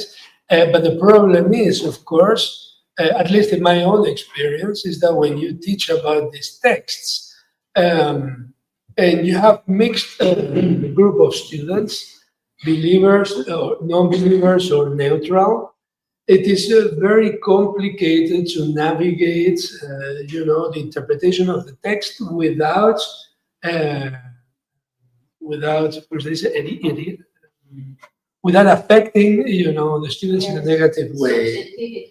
Exactly. So I tend to highlight the difference of what I'm doing from belief. And as a consequence, of course, maybe you get what you denounce in a way, the separate study. And in my case, it is normally the result of that. Okay, this is history, this is philology, it's not belief. So don't feel uncomfortable by what I'm saying, because what you believe is linked to a text, and I give an interpretation of the text which I respect. I'm simply talking about the materiality of the text and placement in history, etc. So the emphasis, in order to be able to offer an alternative interpretation, like 3 decades ago, in my own context, has as a result that, I kept on emphasizing that, but I agree with you. It is time to come back and try to unite both aspects in order to realize about this particular textual beauty. Not for nothing, the texts were transmitted and were kept through the centuries. So it is worth, doing that. The time is running. I left my question. Another follow-up question. This time report on that. Professor LOURENÇO has spent a lot of his talk right now trying to make a connection between the Gospels and the Old Testament, the Bible. But how would you connect the brand? You mentioned to me in private sometimes that you would connect the brand, or always, or also to other Greek and philosophical works, not as much towards the scripture in the Gospels. Could you mention this a little bit about this? Yeah, you're completely right. What is this for an approach, right? So I tend to compare the text to text outside Christianity and not within Christianity. Well, the answer is very simple, and it's very much related to what I just said, in the sense that, well, up to now, a lot has been done regarding the inner connections among early Christian texts. And so when I began to study these texts, I think it was back in the lessons, in the classes of Luis Gil, Luis Gil at the Complutense, reading the New Testament, what I already then began to do, because he used to apply, of course, the approach of the word of the New Testament by Leipold, which he had translated into Spanish, 3 volumes, documenting, you know, the origins and developments of Christianity in a kind of inner or discord. I began then like, hey, wait, look at the Greek. I mean, this is very similar to what is going on in this particular text. And we were discussing, you know, with colleagues, peers, students then, and Don Luis, who was a very open person, I mean, who could translate on the spot the most strange Greek texts, you know. And we were talking about that. Oh, yeah, it's true. There are certain apparent commonalities here, apparent commonalities.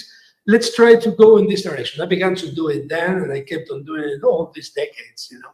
Why? Because I think that's, of course, as Professor Lorenzo was saying before, almost everything has been said. Look, the book of Mendes. It's like, hey, come on, relax. Let's go back and face the text as we received it. Why all this why this analysis on the many different layers of a text? I mean, the text is what it is, right? We should try to understand it and provide an interpretation of the text as it is, as Umberto Eco does, by the way, the interpretation and over-interpretation of texts. Very small little book he published with RODRIGO, you know, interpretation and over-interpretation, and he claims, you know, for an intertextual approach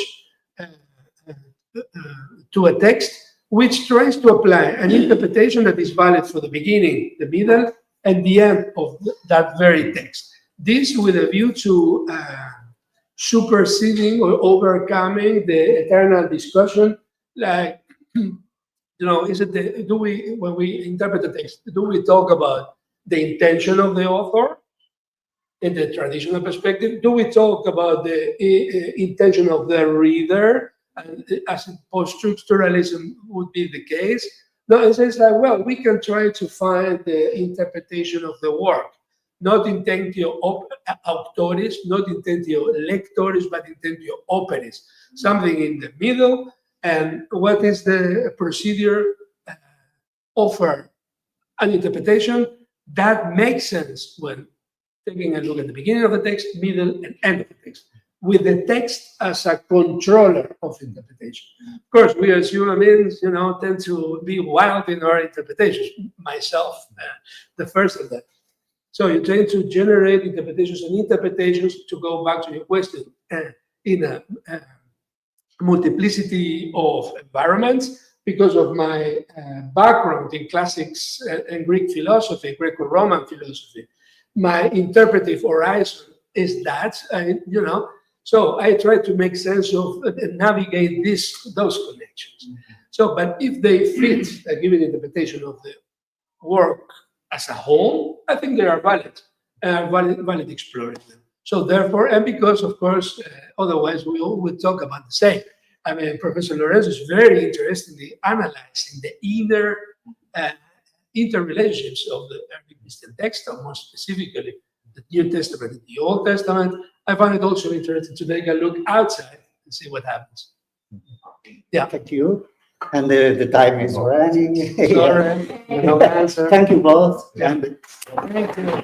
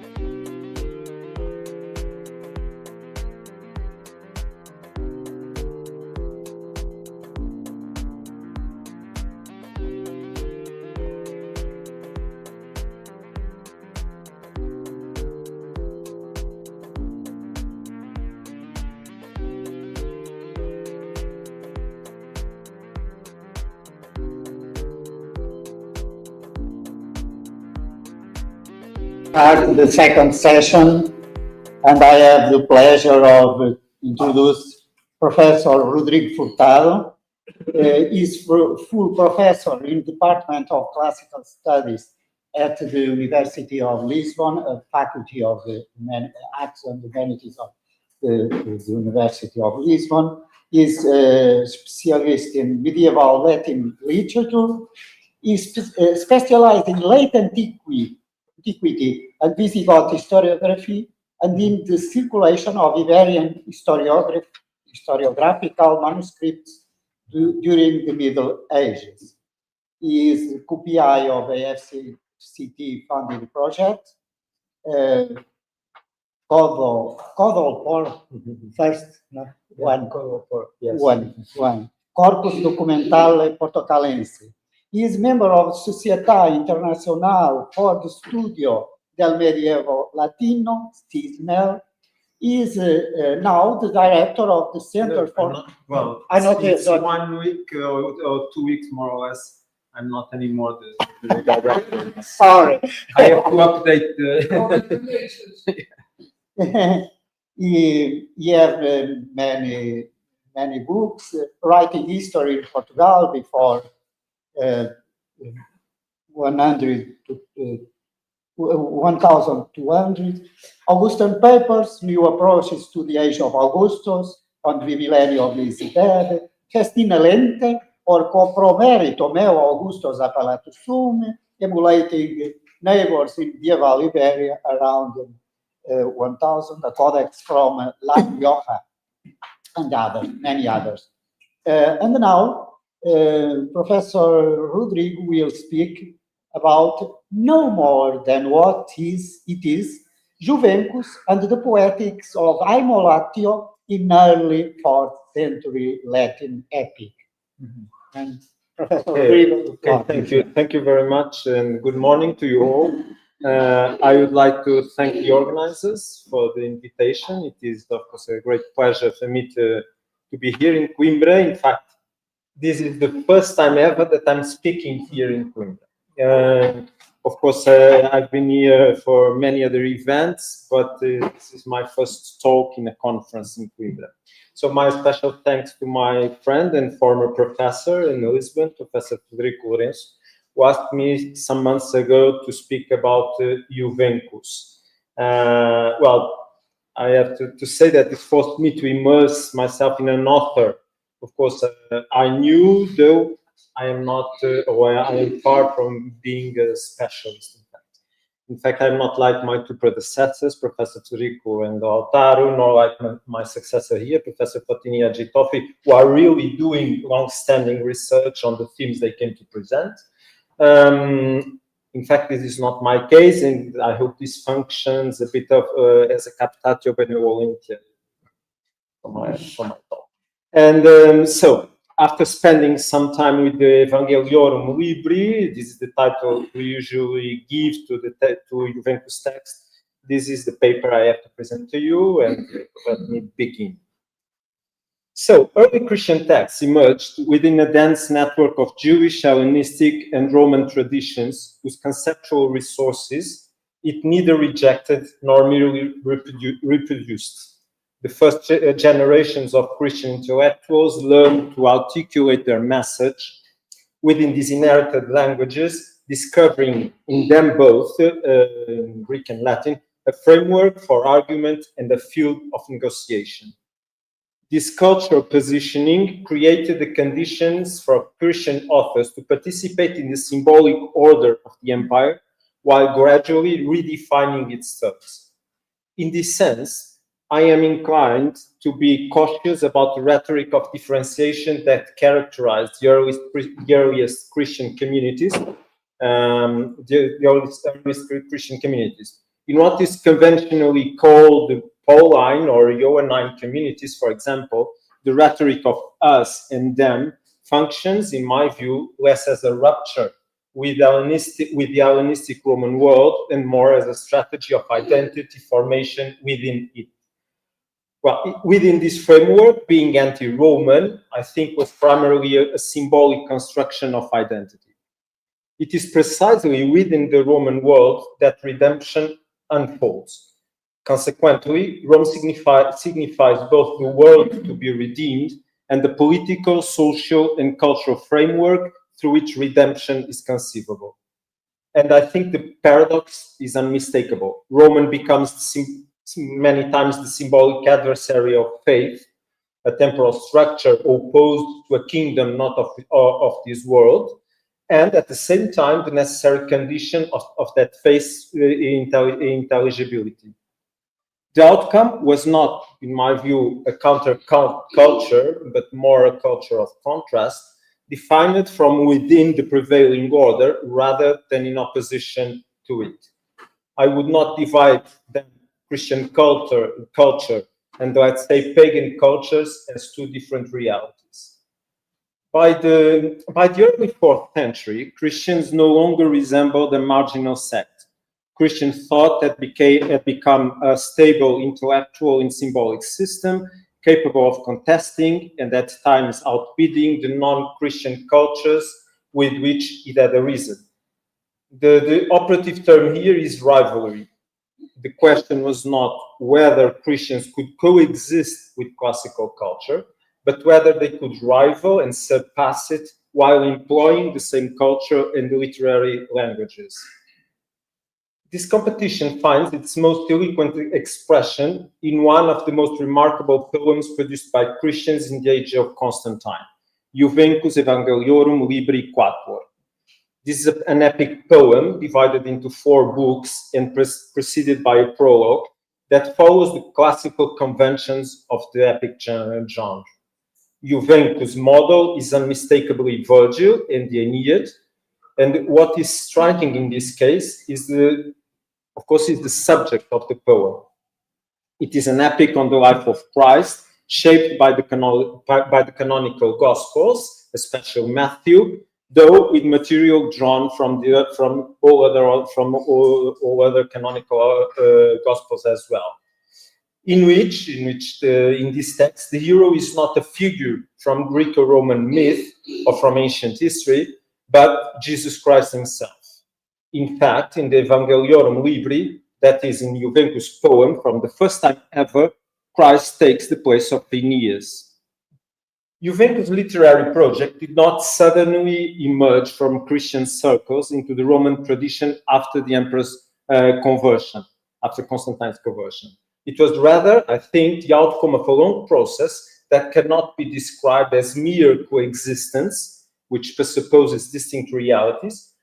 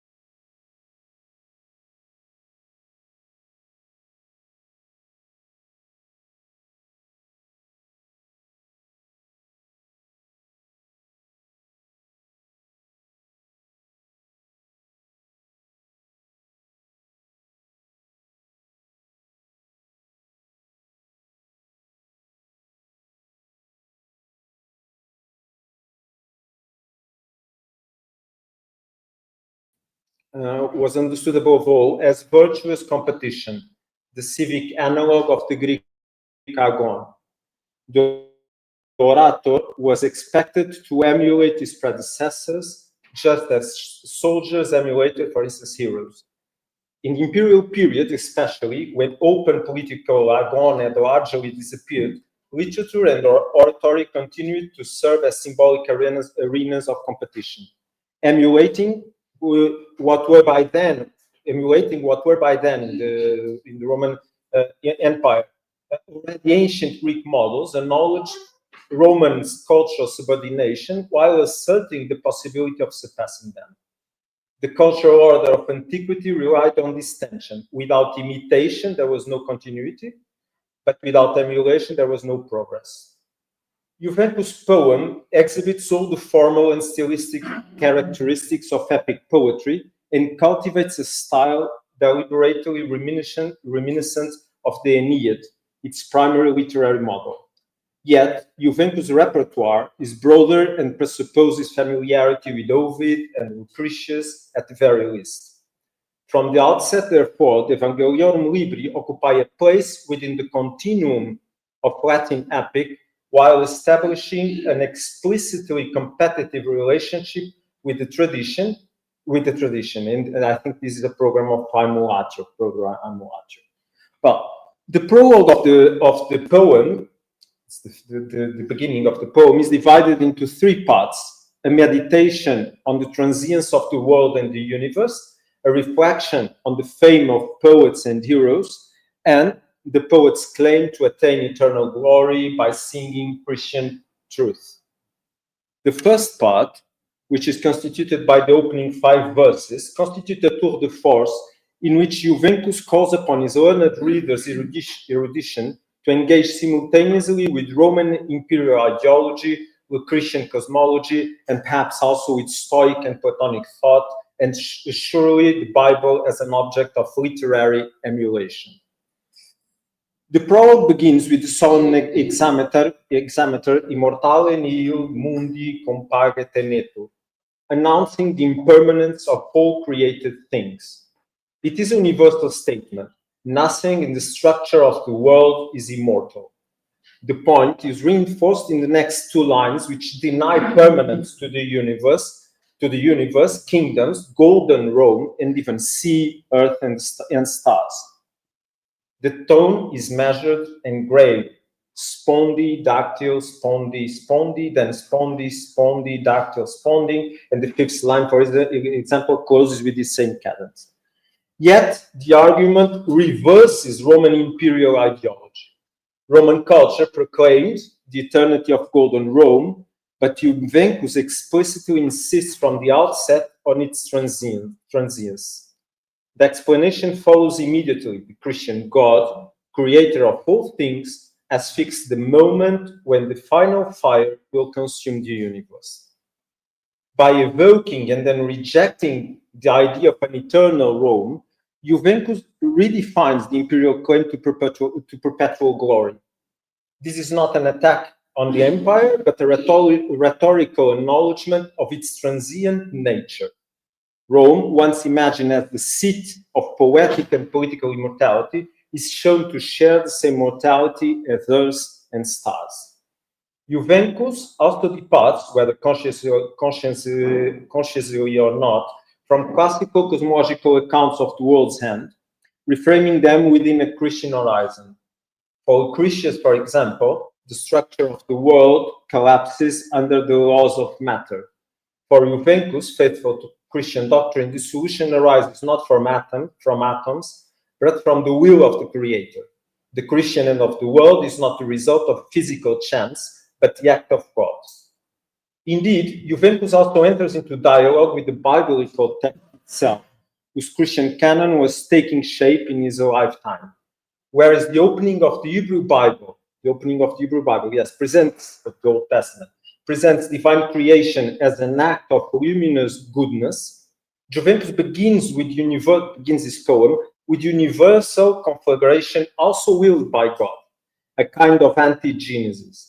In response to human error and the sin that followed the creative act of Genesis, Juvencus proclaims God's destructive act. This contrast between the luminous creation of Genesis and the scatological fire draws on explicit biblical precedents, notably the book of Revelation, of course, where the dissolution of heaven and the elements by fire is presented as the antithetical counterpart to the first creative act. Patristic authors of the 3rd and early 4th centuries articulated the same polarity. In fact, Juvencus' anti-Genesis is both biblically grounded and culturally intelligible. By opening his poem not with fiat lux, but with divinely willed destruction, he places his epic within an established Christian exegetical and cosmological tradition and prepares the poem's larger arc, connecting a world destined for fire to the revelation of the Vitalia Gesta Christi, which alone confer a permanence, this Vitalia Gesta Christi, alone confer a permanence which is denied to the transient universe. The second part of the prologue opens with Sed Tamen, deliberately binding destruction to renewal and opening a horizon of hope, marked by a quicker rhythm of 3 dactyls and 1 spondi. Against the backdrop of universal dissolution, Juvencus introduces the paradox of poetic permanence. Although human deeds perish, the virtues of man and the songs of poets preserve memory beyond the natural span of life. This is a theme inherited from the epic traditional, yet redefined by Juvencus here. In fact, Juvencus revives one of the oldest epic topoi, the poet's ability to rescue virtue from oblivion through fame, only to redefine it now within a Christian framework. Juvencus invokes his 2 most illustrious predecessors. Homer, the fountain of Smyrna, embodies the Greek origin of heroic song. Virgil, the poet from Mincium, represents its Latin perfection. The gesture involves no rejection. The line of succession from Homer to Virgil continues into Juvencus. The poetic glory of Homer and Virgil remains undiminished and lasts long as time abiding, while the spinning axis turns the starry sky on its determined path. Nevertheless, the aeternae similis, resembling eternity, at the beginning of verse 12, preceding the reference to time's volatility, undermines all epic tradition by recalling the transience of the very elements that sustain poetic glory. Homer and Virgil resemble eternity, but in reality they do not partake in it. The decisive turn occurs in verse 15. Pagan poets wove together lies with ancient acts and were rewarded with enduring fame. Juvencus acknowledges this merit, but transforms it through Aemulatio. The Certa Fides stands as the antithesis of Mendacia. Whereas human poetry rested on fiction, Christian poetry rests on faith. If falsehood could attain immortality, an illusion, since the immortality of ancient poets lasts only as long as God sustains the world, then the glory of faith must be greater, granting Christian poets the immortale decus. Juvencus thus redefines classical poetic immortality and openly declares that it will surpass Homer and Virgil. This inversion also applies to the theory of poetic fame itself. In traditional epic, it is the poet who immortalizes his subject through his song. In Juvencus, however, it is the holiness of the subject, the Christi Vitalia Gesta, that guarantees the poet's immortality. The relationship between poet and subject, I think, is reversed. Glory no longer derives from poetic artifice, nor does the poet grant his hero eternal remembrance. The life-giving deeds of Christ, this poem's new subject, constitute the foundation of Juvencus' literary excellence. The poet therefore need not fear that the world's final fires, Incendia Mundi, will consume his poem, since its theme secures its imperishability. verses 21 to 24 project an eschatological image. Juvencus now imagines his work as the very instrument of salvation that will, for some, maybe, deliver him from the fire of judgment. In this context, the poet now competes not only with his predecessors, but with the ancient purpose of art itself. The poet's labor, once an act of memory, becomes a means of salvation, at least the poet's own salvation. The prologue culminates in an invocation of the Holy Spirit. The traditional invocation of the Muses is here displaced and redefined. The Holy Spirit becomes the true source of poetic utterance, and the pure stream of the Jordan River, replaces the Hippocrene. A biblical river assumes the symbolic function of the classical spring of inspiration. The image of immersion, reget amnemente, also suggests that baptismal purification is a prerequisite for divine song, recalling the purifying force traditionally ascribed to poetic inspiration itself.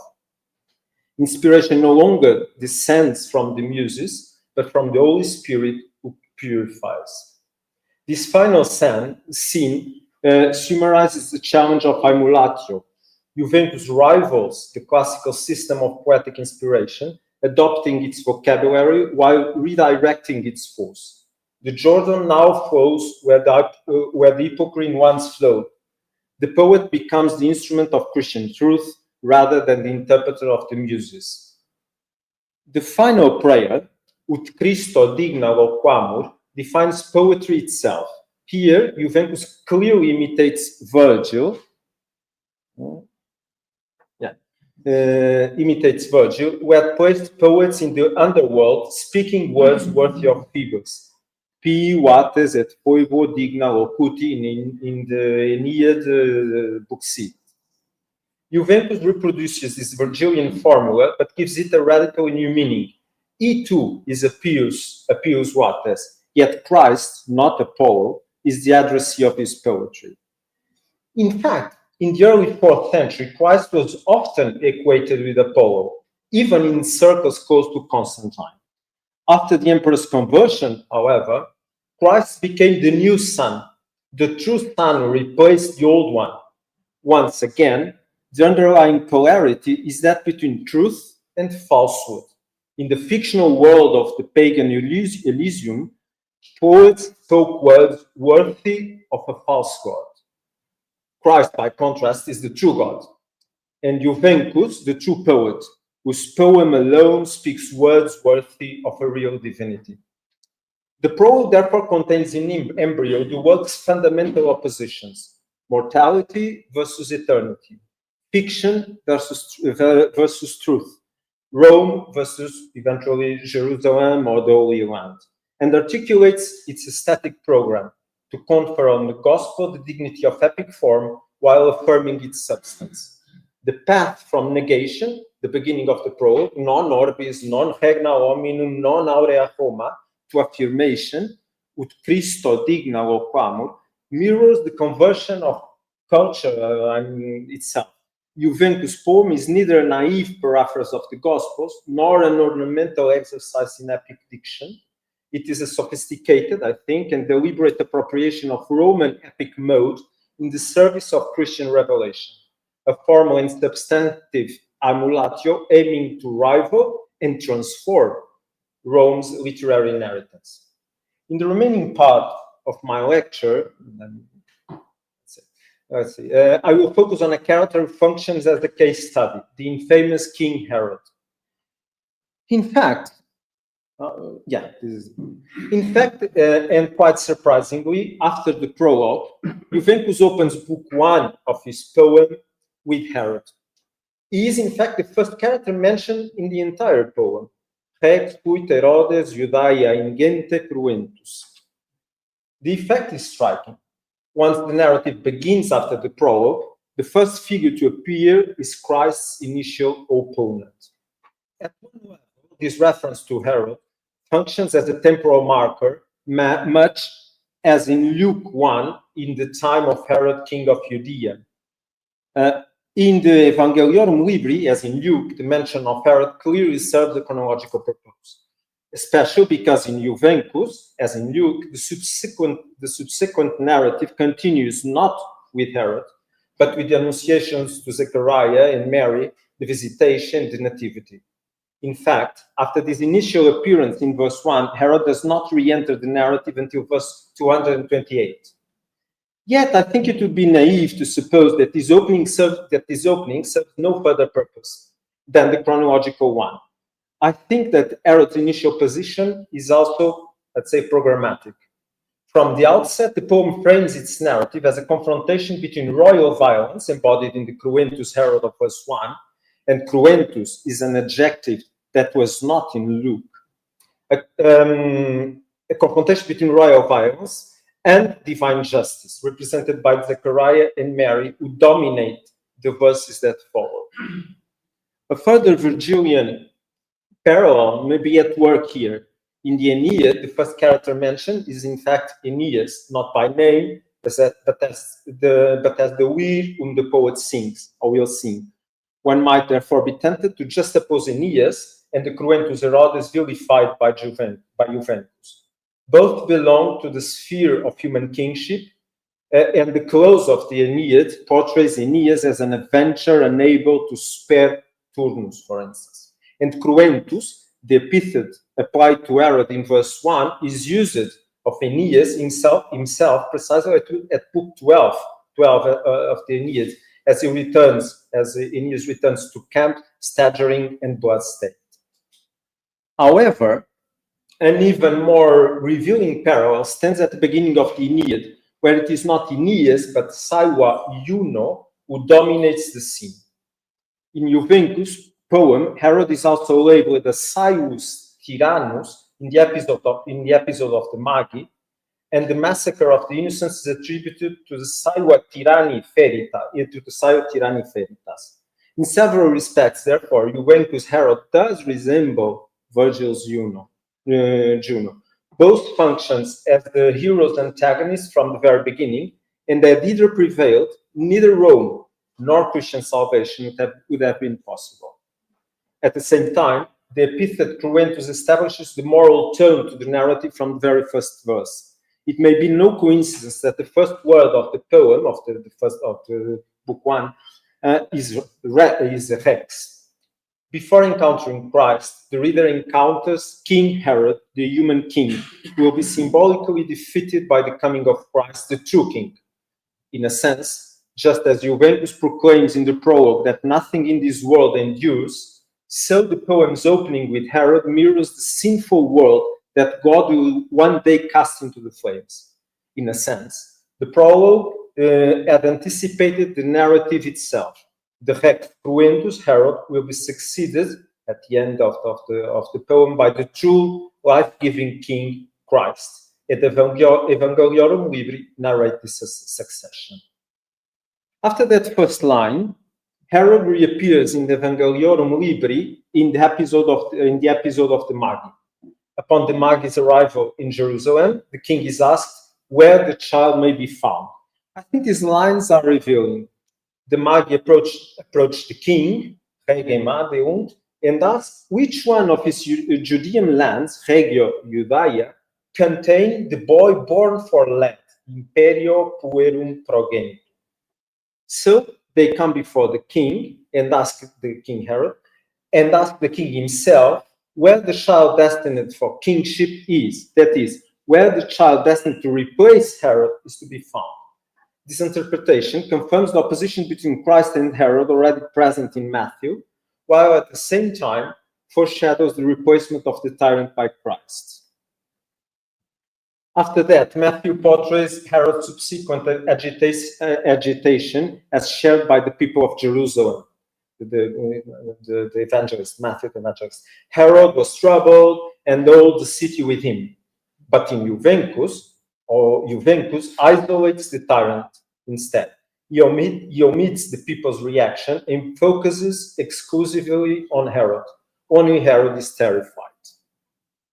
When the Magi did not return to Jerusalem after visiting the child, Herod's reaction soon follows in the massacre of the innocents. Herod reads the birth of Christ as a dynastic threat.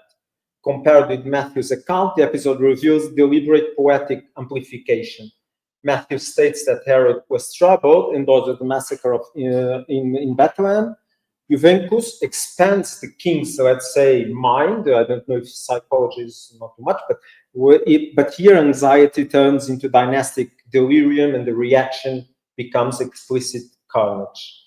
In this case, the mechanism of Aemulatio is directed not only towards the classical literary tradition, but also, I think, towards the gospel itself. Contrary to what happens in itself. Now, contrary to what happens in Matthew, the death of Herod the Great is not mentioned in Juvencus. In fact, King Herod reappears as the Superbus Rex in Book 3 of the Evangeliorum Libri, in the episode depicting the conflict between Herod Antipas and John the Baptist. Although this was in reality a different Herod, Juvencus makes no distinction between the two kings, combining, I think, them into a single figure. This conflation cannot be attributed to ignorance, I think. Rather, it is part of an epic strategy of simplification where the poet seems to desire a single tyrant in whom all evil might be concentrated as the archetype of the impious king. In Juvencus, the king is first described as superbus, and then as being possessed by a demon of jealous heart who enters the dwelling of his unjust heart. This addition, absent from the Gospels, is one of the examples of Virgilian imitatio and Aemulatio in the Evangeliorum Libri. The scene clearly imitates Alecto's intervention in Aeneid 7. Just as Alecto inflames Amata on Juno's behalf to incite civil war, so the demon inflames Herod, leading to John's execution. I think the parallel is structural. In both cases, evil enters a figure of authority and seizes the heart. Yet Juvencus transforms the myth. Juvencus employs the instruments of classical epic to show that its symbolic universe reflects a deeper reality, the conflict between God, the Christian God, and the devil. The daimon Liuenti Pectore recalls Alecto, but the moral order, I think, is intensified. The epic Irene becomes an image of demonic possession. And only to finish, at the end of the poem, Juvencus concludes with what is usually called the epilogue of the text. This is the only passage in which Juvencus refers explicitly to Constantine. The context is purely formal. At the end of the poem, the poet acknowledges the happiness of the new age in which peace prevails, favored by Constantine terrae regnator apertae. The reference to peace unfolds along two lines. The Pax Christi, which clearly evokes the emperor's favor towards Christians after the persecutions of Diocletian and Galerius, and the Pax Saeculi, which must allude to Constantine's victory over his last rival, Licinius, when the empire returned to internal peace after nearly 20 years of civil war.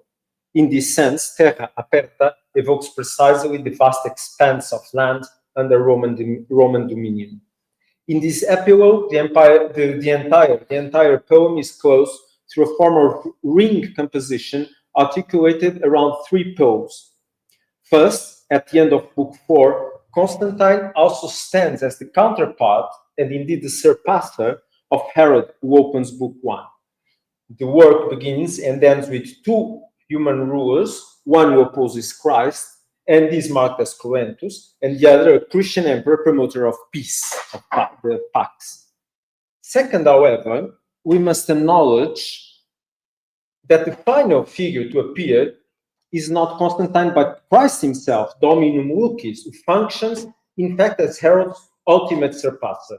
The Rex Cruentus of the opening of the poem is defeated above all by the Lord of Light, will reign in Cycla.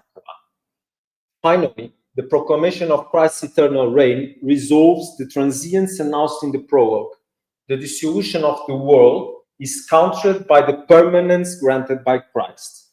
The poem thus closes where it began, with the polarity between destruction and eternity, but now the answer, I think, is fully revealed. Taken together, these elements show that Juvencus does not stage a confrontation between two incompatible cultural worlds, but rather demonstrates how Christian thought could inhabit and redirect the symbolic resources of Roman tradition, in which Christianity was born.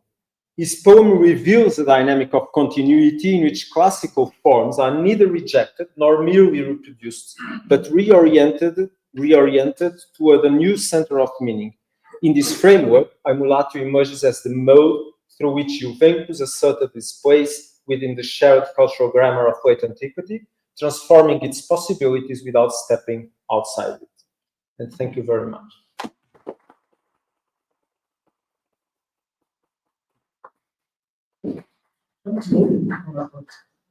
Professor FREDERICO for this interesting conference.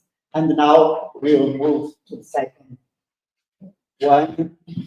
And I have the pleasure to introduce Professor Fotini Adjitofi. I hope I pronounced it well. Professor Fotini holds a bachelor in classics and philosophy from the University of Cyprus and a PhD from the University of Cambridge. He is a member of the Center for Classical Studies of the University of Lisbon and the PI of his team Byzantium. She is also an assistant professor and director of the Department of Classical Studies of the University of Lisbon. She works in two interrelated areas. The first is concerned with the interaction between Christianity and the classical literary tradition in Nonnus' two epics, the secular Dionysiaca and Christian paraphrase of Gospel according to John. A second area of work lies in the broad intersection between mythology, education, and rhetoric in the imperial period and late antiquity. In this field, she was awarded a project on the reception of Achilles in late antiquity, founded by RCT. She has many books. The last ones, for example, Nonnus, Indias between conversion and acculturation, Nonnus, Europe and Cadmus, reconfiguring masculinity in the Dionysiaca, the genres and late antiquity Christian poetry between modulations and transpositions, the poet and evangelist in Nonnus, paraphrase of the Gospel according to John, and many others. Thank you very much for the introduction, and thank you to Professor FREDERICO LOURENÇO as well as that for the kind invitation to speak in this conference. I think you've all heard of the meeting that should have been an email. My slides should have been a handout. As you will see, it's just a bunch of text thrown against the white background with minimal formatting and just one image, I think. So, and a bit of untranslated Greek, so apologies for that. So, Nonnus's Paraphrase is a 5th century poem which recasts John's Gospel into epic verse. Unlike Juvencus's poem, Nonnus does not set out to tell the story of Jesus's life using the 4 Gospels as his source. He actually has only one model, John, that he transposes into hexameter verse. That is the verse used by Homer and all epic poetry thereafter. Now, being written in 5th century Alexandria, this paraphrase has often been taken to be an example of Alexandrian Christianity's supposedly close engagement with Neoplatonism. Scholarship has attributed both the choice of John as base text and the employment of some philosophical vocabulary in this poem to Nonnus's alleged affinity with Alexandrian Neoplatonists. What I want to do here in this presentation is investigate the limits of Christianity's engagement with Neoplatonism in the specific context of the 5th century, first through a close examination of Nonnus's Neoplatonic vocabulary. This vocabulary, I will suggest, had already been enmeshed in Christian poetry and would have been perceived as equally Christian. In some cases, a reading that presses for Neoplatonic associations yields both a heretical Christian poem and a very questionable Platonism.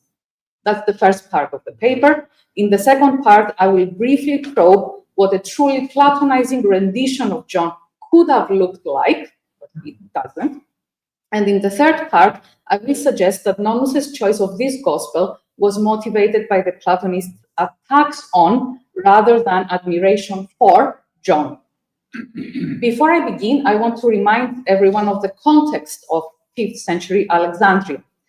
Cyril's episcopate began with violent conflicts, pitting the city's Christian population first against the Jewish community and then against the non-Christian professors of philosophy, culminating in the murder of Hypatia in 415.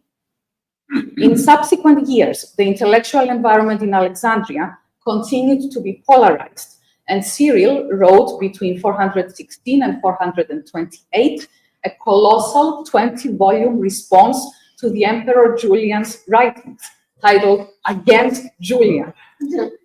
For Cyril, the dead apostate emperor represented a real living threat, as pagan teachers, presumably philosophers, continued to refer to Julian's writings with success, leading their feeble Christian students to, quote, become fresh prey for the demons. The Platonic school itself brimmed with unease, a result of both the professors' difficult personalities and the fraught mixture of mostly pagan teachers and mostly Christian students.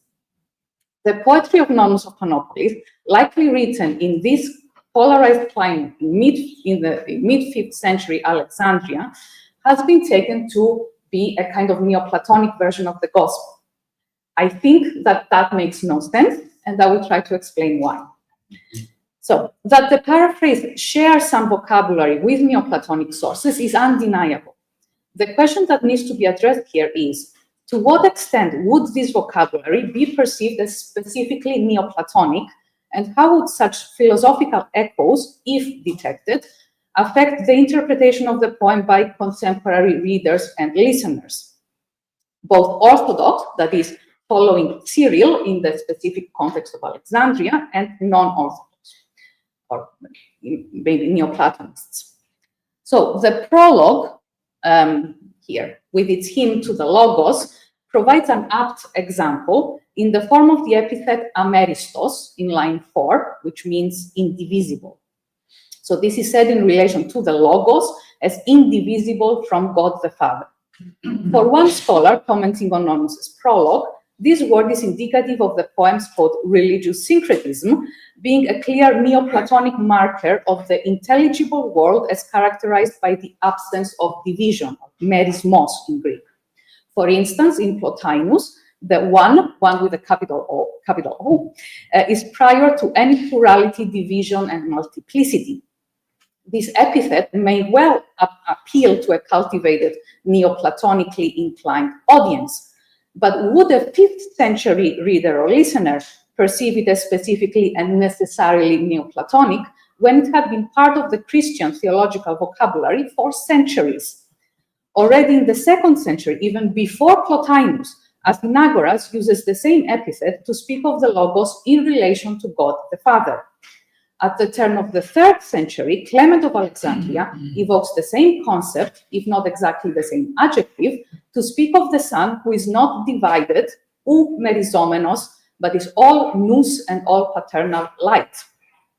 In the 5th century, Cyril of Alexandria's commentary on John's Gospel, which was a major influence on Nonnus's paraphrase, uses the exact same adjective, again to speak of the Son as proceeding from the Father, one from one, without division or distance.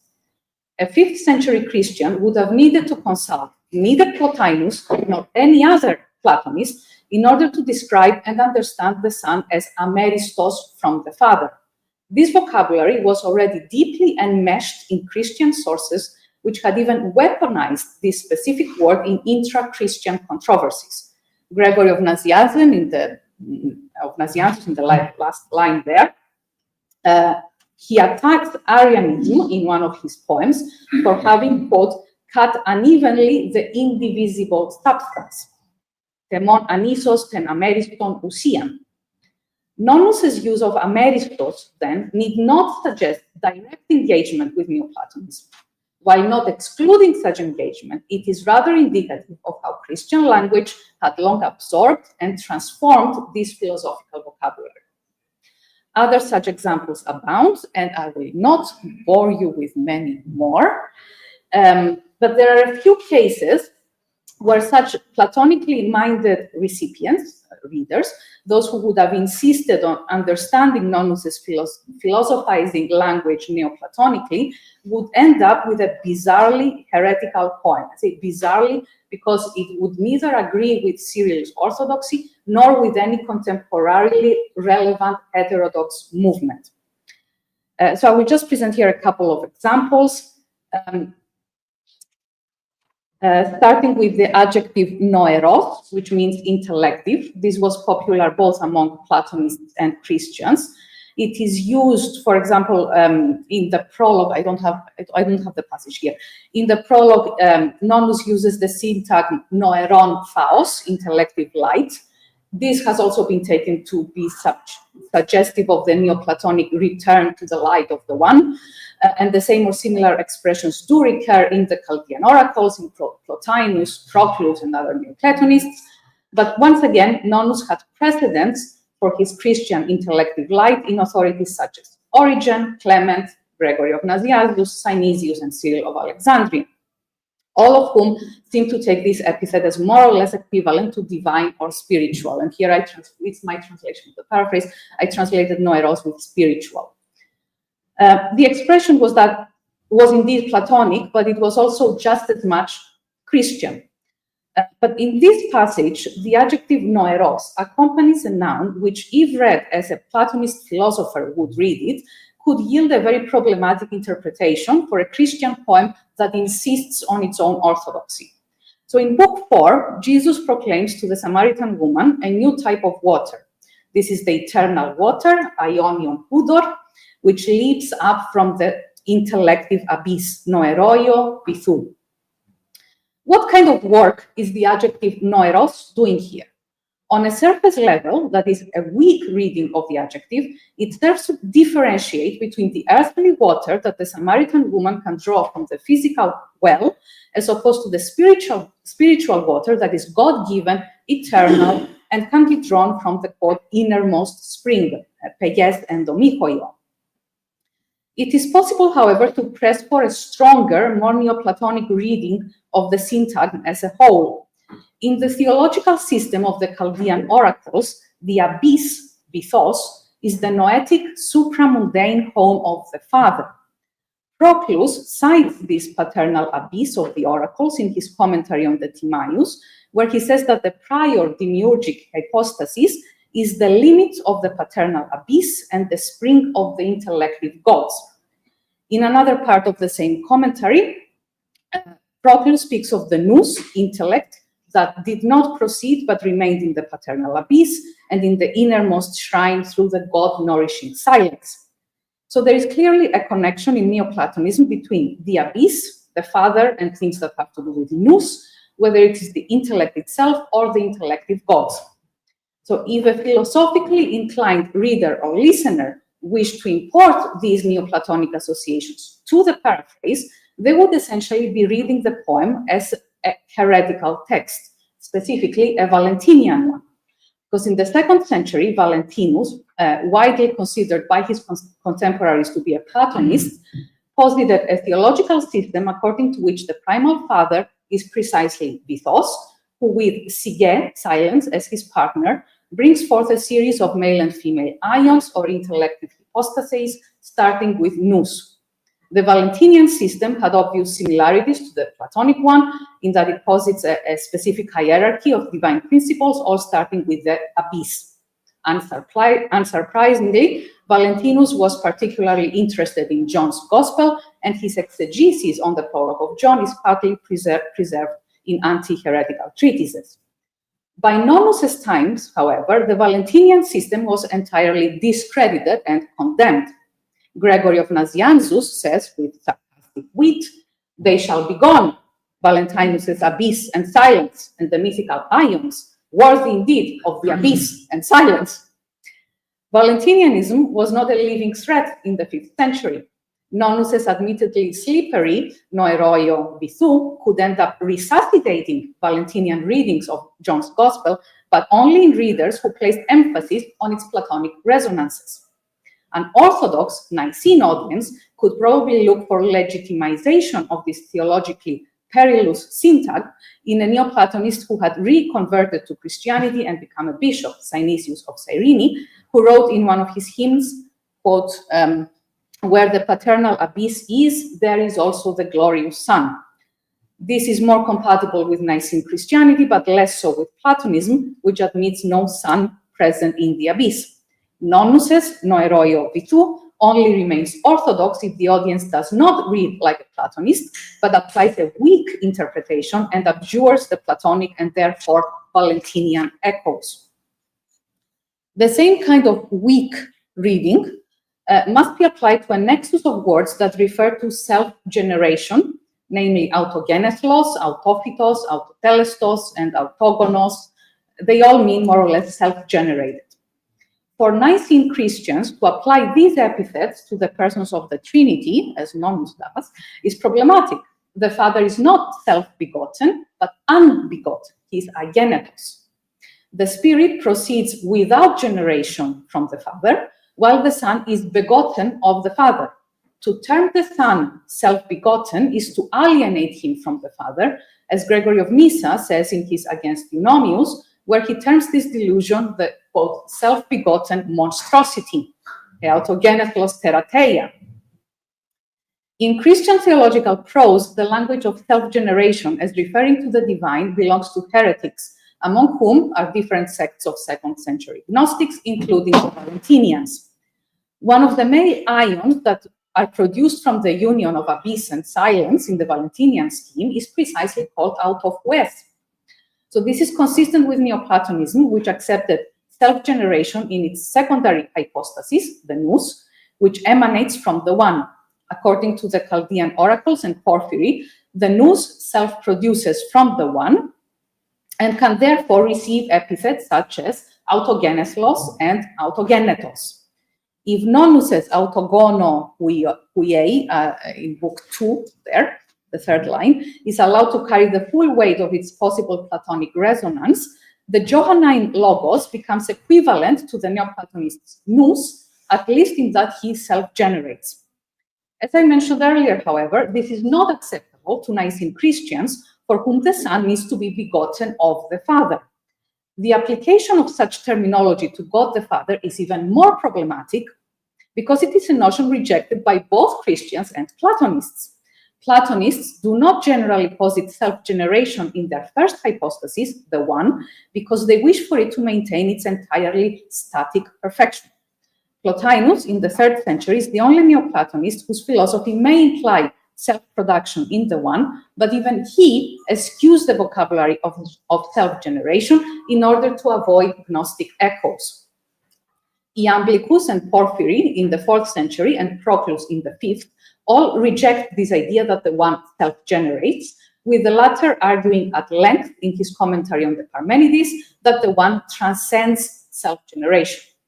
So if the idea that the first hypostasis is self-generated is not even good Neoplatonism, and so could not really be appealing to 5th century Platonists, why does this vocabulary appear in the paraphrase, and indeed as often as it does, and how is the audience meant to interpret it? The answer again seems to lie in earlier Christian texts, which had already enmeshed this vocabulary in Christian poetic language. In the Vision of Dorotheus, preserved on one of the Bodmer papyri, probably written in the 4th century, the narrator claims to behold the Lord who is, quote, entirely unborn and self-generated, out of where. In the 4th century, the eminently Nicene Gregory of Nazianzus writes in one of his Carmina Dogmatica of the self-generated God with the adjective autogenethlos appearing in the exact same metrical position as Nonnus always has it. The metrically equivalent autotelestos is attested in another epigram by Claudian, again in the same metrical position as in the paraphrase, where it also refers to the sun. So these Christian uses must have somewhat neutralized for the Nicene audience this theologically problematic terminology, allowing it simply to point towards the vague idea that the divine transcends the human cycle of reproduction and mortality. At the same time, Nonnus's contemporary audience would have been able to link this predilection for the vocabulary of self-generation, which is manifest in both of Nonnus's poems, with Egyptian traditions regarding the self-generation of the Nile. In Nonnus's Dionysiacum, the Nile is explicitly self-generated, autogonon. Again, the paraphrase's Nicene audience could perceive this Platonic language through different frames of reference: Christian literary idiom, local culture, allowing the Neoplatonic and therefore heretical associations to be muted. I have here some further examples that I will skip over, and I will go directly to the second part of this paper, which has to do with Nonnus not developing the Platonic potential of John's Gospel. So of all the canonical Gospels, John is definitely the one with the most potential for someone looking to make Christianity more palatable to Platonic or Neoplatonic philosophers. In a series of contributions, George van Putten has suggested that John is indebted to Platonic ideas and may even reflect or echo specific vocabulary and imagery from Platonic texts. To clarify here, I don't necessarily agree with Van Putten's views on John. I don't know if John was echoing Plato. Some of his arguments being far-fetched. I'm just using his contribution as a kind of roadmap, because Van Putten read John as a Platonically minded reader, and someone in Antiquity could have also done that and could have spotted the same similarities and developed them in a poem if they wanted to.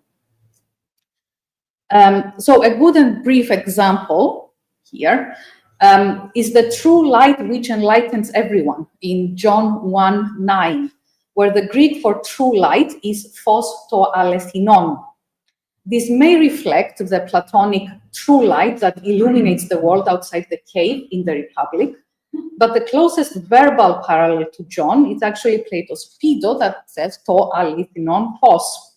So a poet looking to bring Platonists over to Christianity by means of a poetic paraphrase could have worked the Johannine and Platonic phos to alethinon into a hexameter line, because they're very similar. Nonnus doesn't do that. He instead inserts his own epithets, etetumon archegonon phos, the true primordial light, obliterating any possible Platonic echo.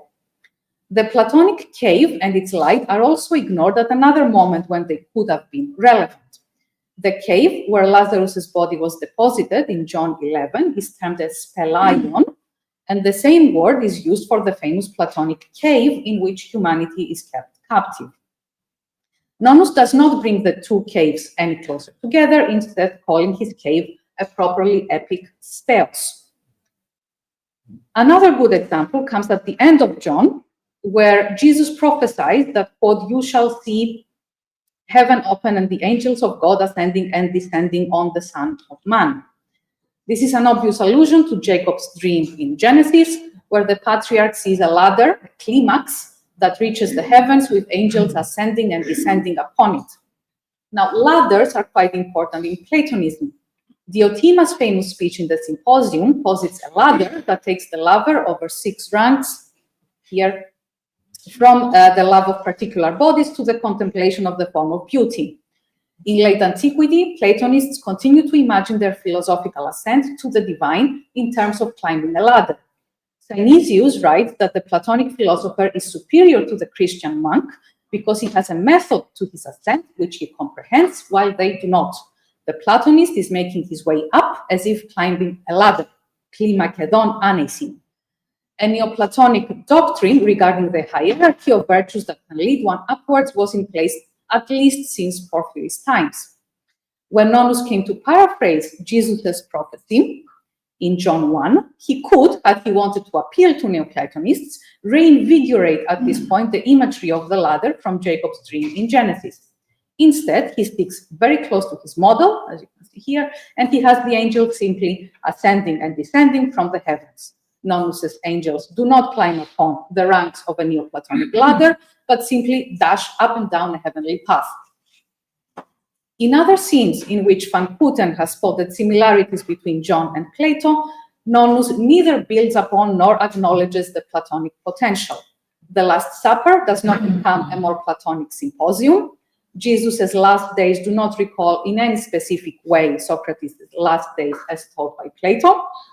Nonnus could have chosen to bring Jesus and Socrates a bit more closer together, but unsurprisingly, he declined to do so. After all, Cyril, in his Against Julian, denounced both Socrates and Plato for their moral failings and accused them of sexual akrasia, profligacy. Similarly, Nonnus's rendition of the crucifixion in Book 19 remains a fraught passage, but one which does not bear any clear Platonic trace. The description of the cross as a four-armed plank, dhoru tetrapleuron, may indeed turn the cross into a cosmic symbol, and the framing of the cosmos as a fourfold structure does go back to Plato's Timaeus, but by Nonnus's times, the fourfold geography of the world was an extremely widespread idea that had already given rise to different associations from within the Christian tradition, such as the notion that the four Gospels are the reason for the corresponding fourfold structures of the physical and spiritual cosmos. Again, there was potential for a more Platonizing rendition here. The Timaeus includes an account of the creation of the world soul in the form of a cross, not this kind of cross, this kind of cross, the Greek letter he. Early Christians, including Justin the Irenaeus in the 2nd century, do take the Platonic he to be the prefiguration of the cross, but this notion is entirely abandoned in 4th and 5th century Christian authors, and again with good reason. The world soul is an inferior hypostasis in relation to the one, which is why it can enter and permeate the world. Nicene Christianity insists that Christ is fully God, not an inferior power in relation to the Father, as Arius would have it. For Cyril, Plato was thinking incorrectly and just like an Arian. In this case, to Platonize the Gospel would have been to make it even more vulnerable to heretical readings. Finally, now I want to turn to the Platonic school's engagement with John to argue that Nonnus's choice not to Platonize John any further can be viewed as both a political and a theological safeguard within the polarized climate of 5th century Alexandria. Nonnus's choice of John as his model has often been linked to the interest that Platonists showed in the specific gospel as exemplified by Amelius's approving comments on its prologue. Amelius was a Platonist that lived in the 3rd century, so a long, long time before Nonnus, when Platonists would have looked upon Christianity as less of an intellectual threat. The work in which Amelius discussed the prologue of John is lost, but his comments survive in 4th and 5th century authors, namely Eusebius, Theodoret, and Cyril, who all cite this exact same fragment. I don't think I have time to read it, and I will not. Okay, yeah.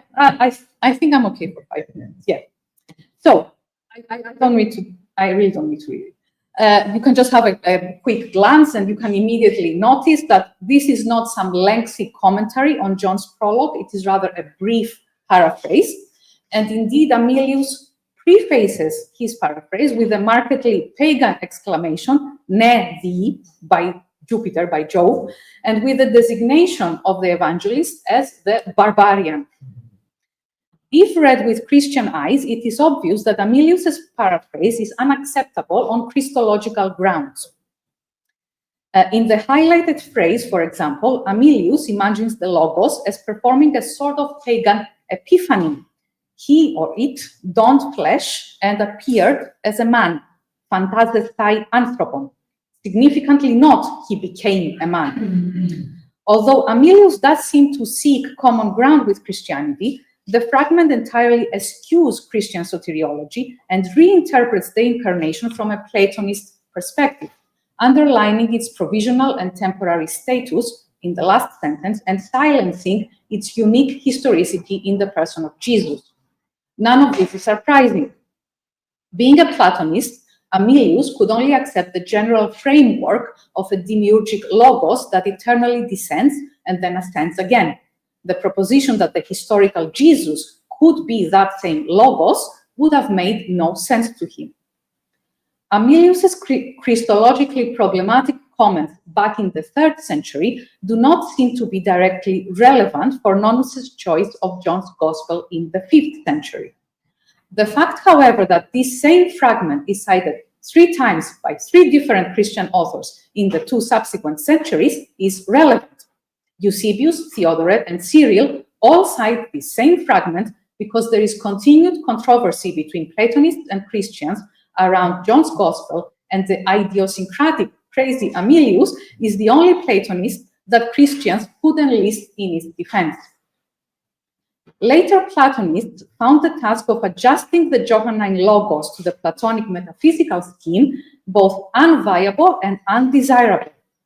In the late 3rd, early 4th century, Amelius's rival, Porphyry of Tyre, criticized specifically the prologue of John, dwelling on the impossible nature of its logos, who must be either proferred, prophorikos, and therefore devoid of substance, or interior and diathetos, in which case he could not possibly become separated from the Father and come down to live among men. Later still, in the 4th century, here, Julian the Emperor's against the Galileans vehemently attacked John's prologue, claiming that it posits 2 gods instead of 1, since the Johannine logos was with God, which cannot possibly concord with Moses' assertions that there is only 1 God. In another fragment from the same work, Julian complains that the evangelist was too ashamed to explain exactly how the logos became flesh.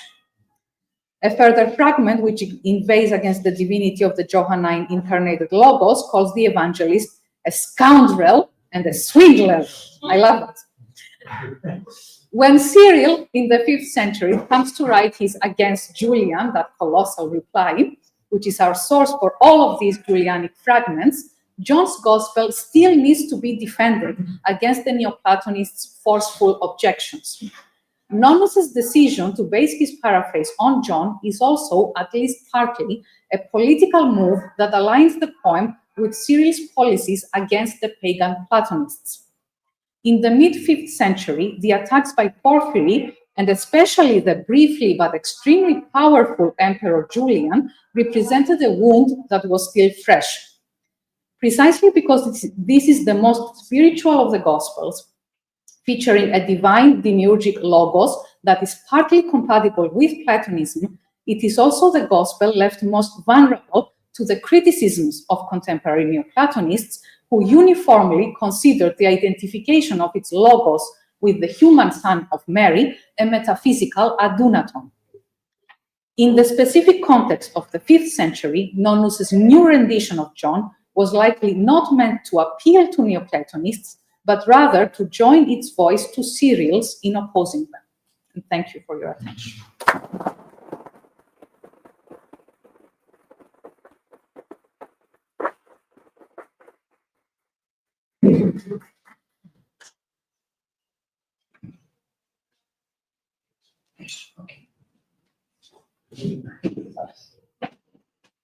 We have now about 10 minutes to question.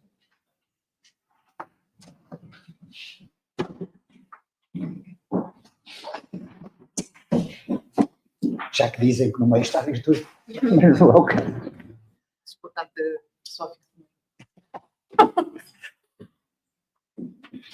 Professor Frederico, faz favor. Well, I'd like to congratulate both Rodrigo and Fortini for absolutely magnificent presentations. So it was really wonderful to hear both of you.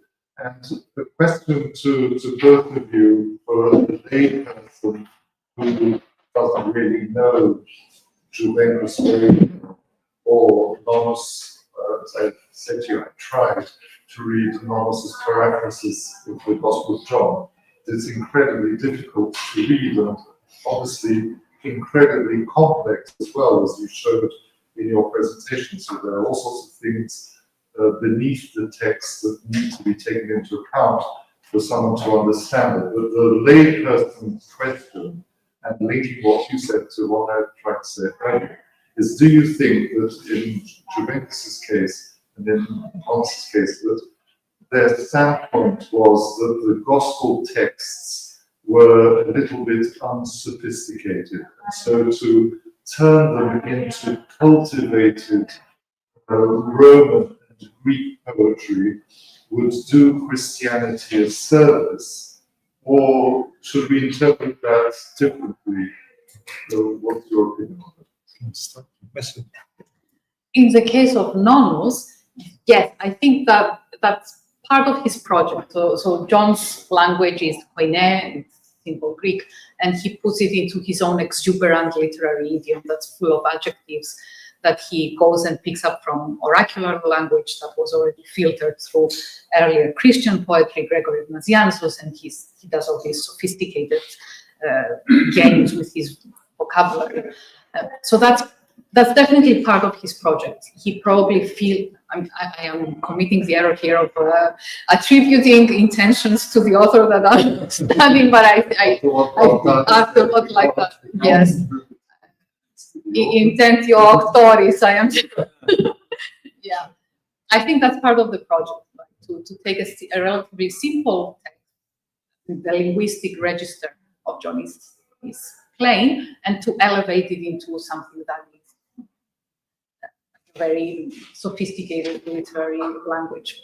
But I also think there must be some spiritual element behind this, because a Christian poet that sets out to rewrite John must also be doing it for the good of his soul as well. I think, doesn't Juvencus says that explicitly, that he wants to atone for his sins in the afterlife, and he hopes to have better treatment in the afterlife because he sat down and wrote this poem. And in Nonnus's case, what he does with John is very interesting. He doesn't have any prologue to his paraphrase. He doesn't have any epilogue. He never speaks in his own voice. He completely adopts the voice of John. So wherever John has a first person singular, we saw God, and the author of this gospel could not fit all the miracles into one book. Nonnus uses that first person statements, he transposes them also in the first person. So he puts himself in the position of John the Evangelist. He becomes the evangelist, which is a very nice spiritual exercise. He says, I have also seen God. And I think that for Nonnus, who has definitely read Origen's commentary on John, I think that's influenced, at least partly, from Origen's view of John's gospel as the gospel that someone needs to read and interiorize, because John, the beloved disciple, he is Jesus. He sort of becomes Jesus by the end, because he's adopted by Mary as the son. When she no longer has a son, the beloved disciple becomes her son. So to become John is to become Jesus. It's an exercise in theosis, in becoming God. Oh, I think it is more or less the same. That's why I wanted you to be the first to answer. Well, I think there's a kind of rivalry with ancient models, with Virgil, but not only with Virgil. In that sense, I think that rivalry has to do with a kind of unsophisticated text that people could read in the Gospels, and in the Latin translation of the Gospels. They didn't have. They still didn't have the Vulgata. They had several versions, and there are many. I'm not a specialist on that, but there are a lot of discussion on which kind of version could Juvencus had used for the Gospel. But for his text, But what we have from the Latin Gospels prior to the Vulgata is, well, it's really an unsophisticated, quite plain text, let's say. But I think also there's a kind of a spiritual thing on rewriting the poem in yes, in rewriting the Gospels, and in some way rewriting the word that the logos that is Christ, and that is transmitted through the text, let's say. I think there's also some. I had a paragraph, but I skipped on that. I think there's also, of course, we cannot never know the real intention, but I imagine that there's something like that, something like a spiritual desire, let's say. Lautaro? Thank you very much. I would like to endorse the congratulations expressed by Professor LOURENÇO. Very nice papers. Thank you very much. I was very, very interested and intrigued by both contexts. So I have questions for both. First of all, well, from the perspective of intertextuality, of course, because we were talking, at least I was talking about it this morning. You know, you emphasized at the beginning that you, I think, try to limit the understanding of the Christian interaction with Neoplatonism. So what I was wondering is that, you know, of course, if we approach what is going on in all the fantastic texts you were referring to, reading and comparing with one another, from a traditional perspective in which we try to follow the intentions of authors reacting to one another, I can perfectly understand your point of departure. To what extent is there really, you know, an intention, etc. But if you approach it from an intertextual perspective, of course, and if you see all those texts talking with one another, a trans-textual perspective, I mean, text talking with one another, this does not preclude the fact that we are here dealing with a Platonic vocabulary, texts independently of the intentions of the authors being or not being Platonic, talking against Platonism or in favor of Platonism. After all, they are all sharing a common vocabulary that does not necessarily look like the John's Gospel vocabulary, as you very well emphasized, but nevertheless try to be, or try not to be, Platonic, but use the Platonic vocabulary. What does this actually mean? I mean, is it Platonic interaction or is it not Platonic interaction? This will be my question. I'm intrigued by that. Should I answer first, or do you want to? First, if you want to continue later with the second question for ReD. Yes.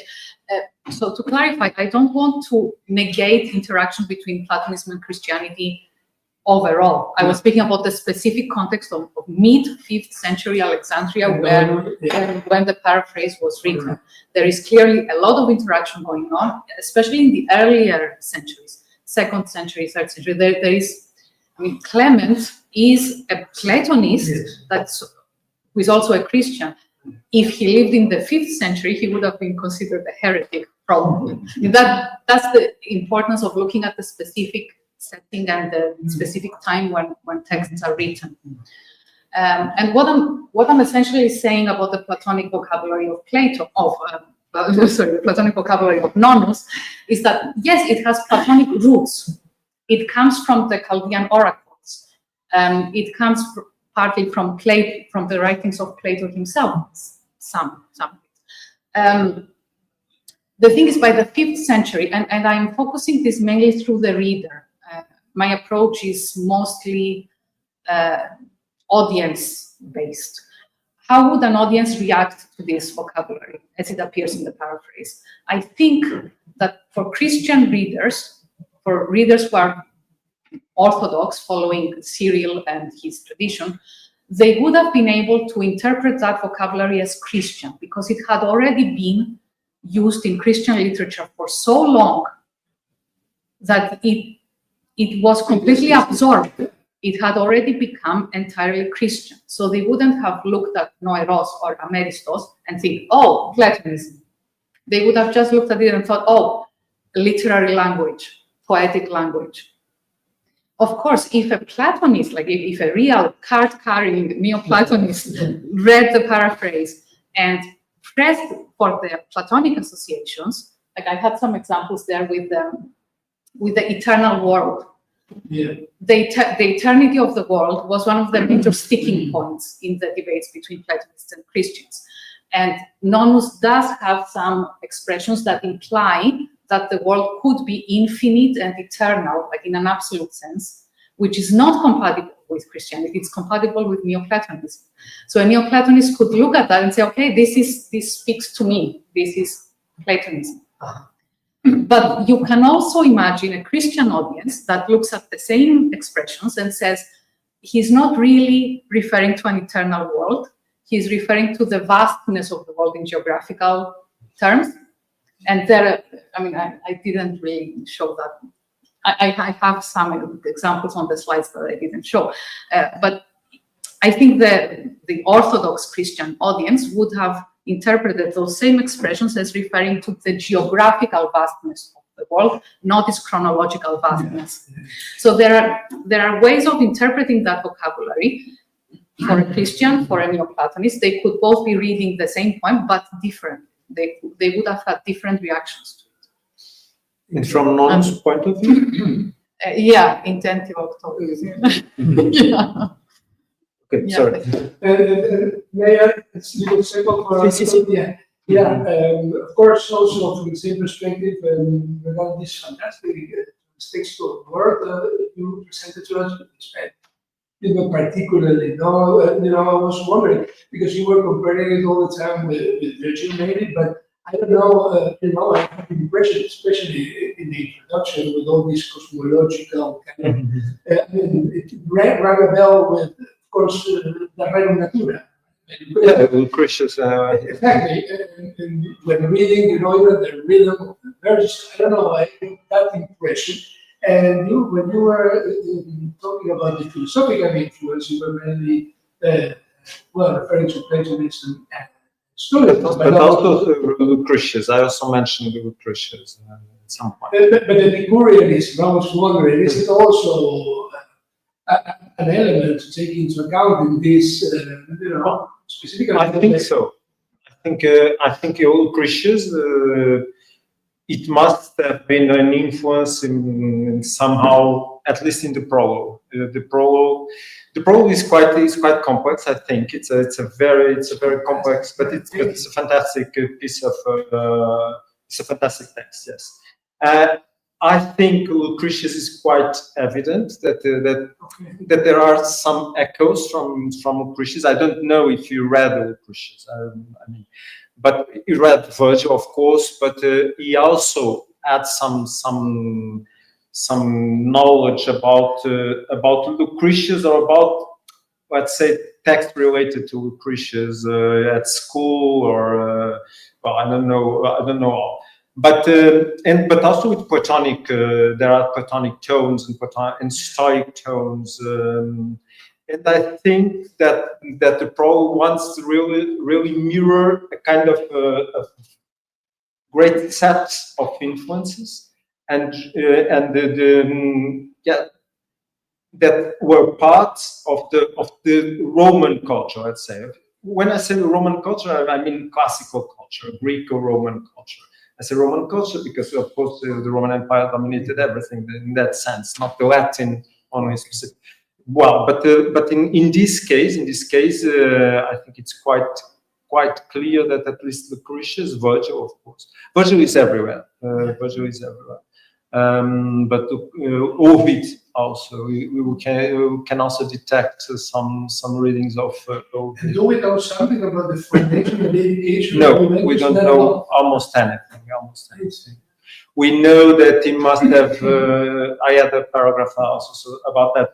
He must have written around 329, because Jerome in his chronicle says that. That's the only chronological or the main chronological thing we have to date to put a date on the poem. Well, we know that he was from Spain, from Hispania, but we don't know anything about his formation. He had, of course, a very good formation. He was a presbyter. He was a priest, let's say, but we don't know much about his formation. But of course, he was formed in the beginning of the fourth century, and it was a very, very difficult century for in general for the empire, because we at the beginning of the fourth century we have the Diocletian, and then the persecution to Christians, and then the Second Tetrarchy and Constantine's civil war of the period. So, and then we have also the formation of Christian thought in Nicaea, or the conflicts with the Donatists in Africa. So it's quite amazing what was happening. And Juvencus was formed and lived during that period. Thank you. Okay. So, okay, it's time now.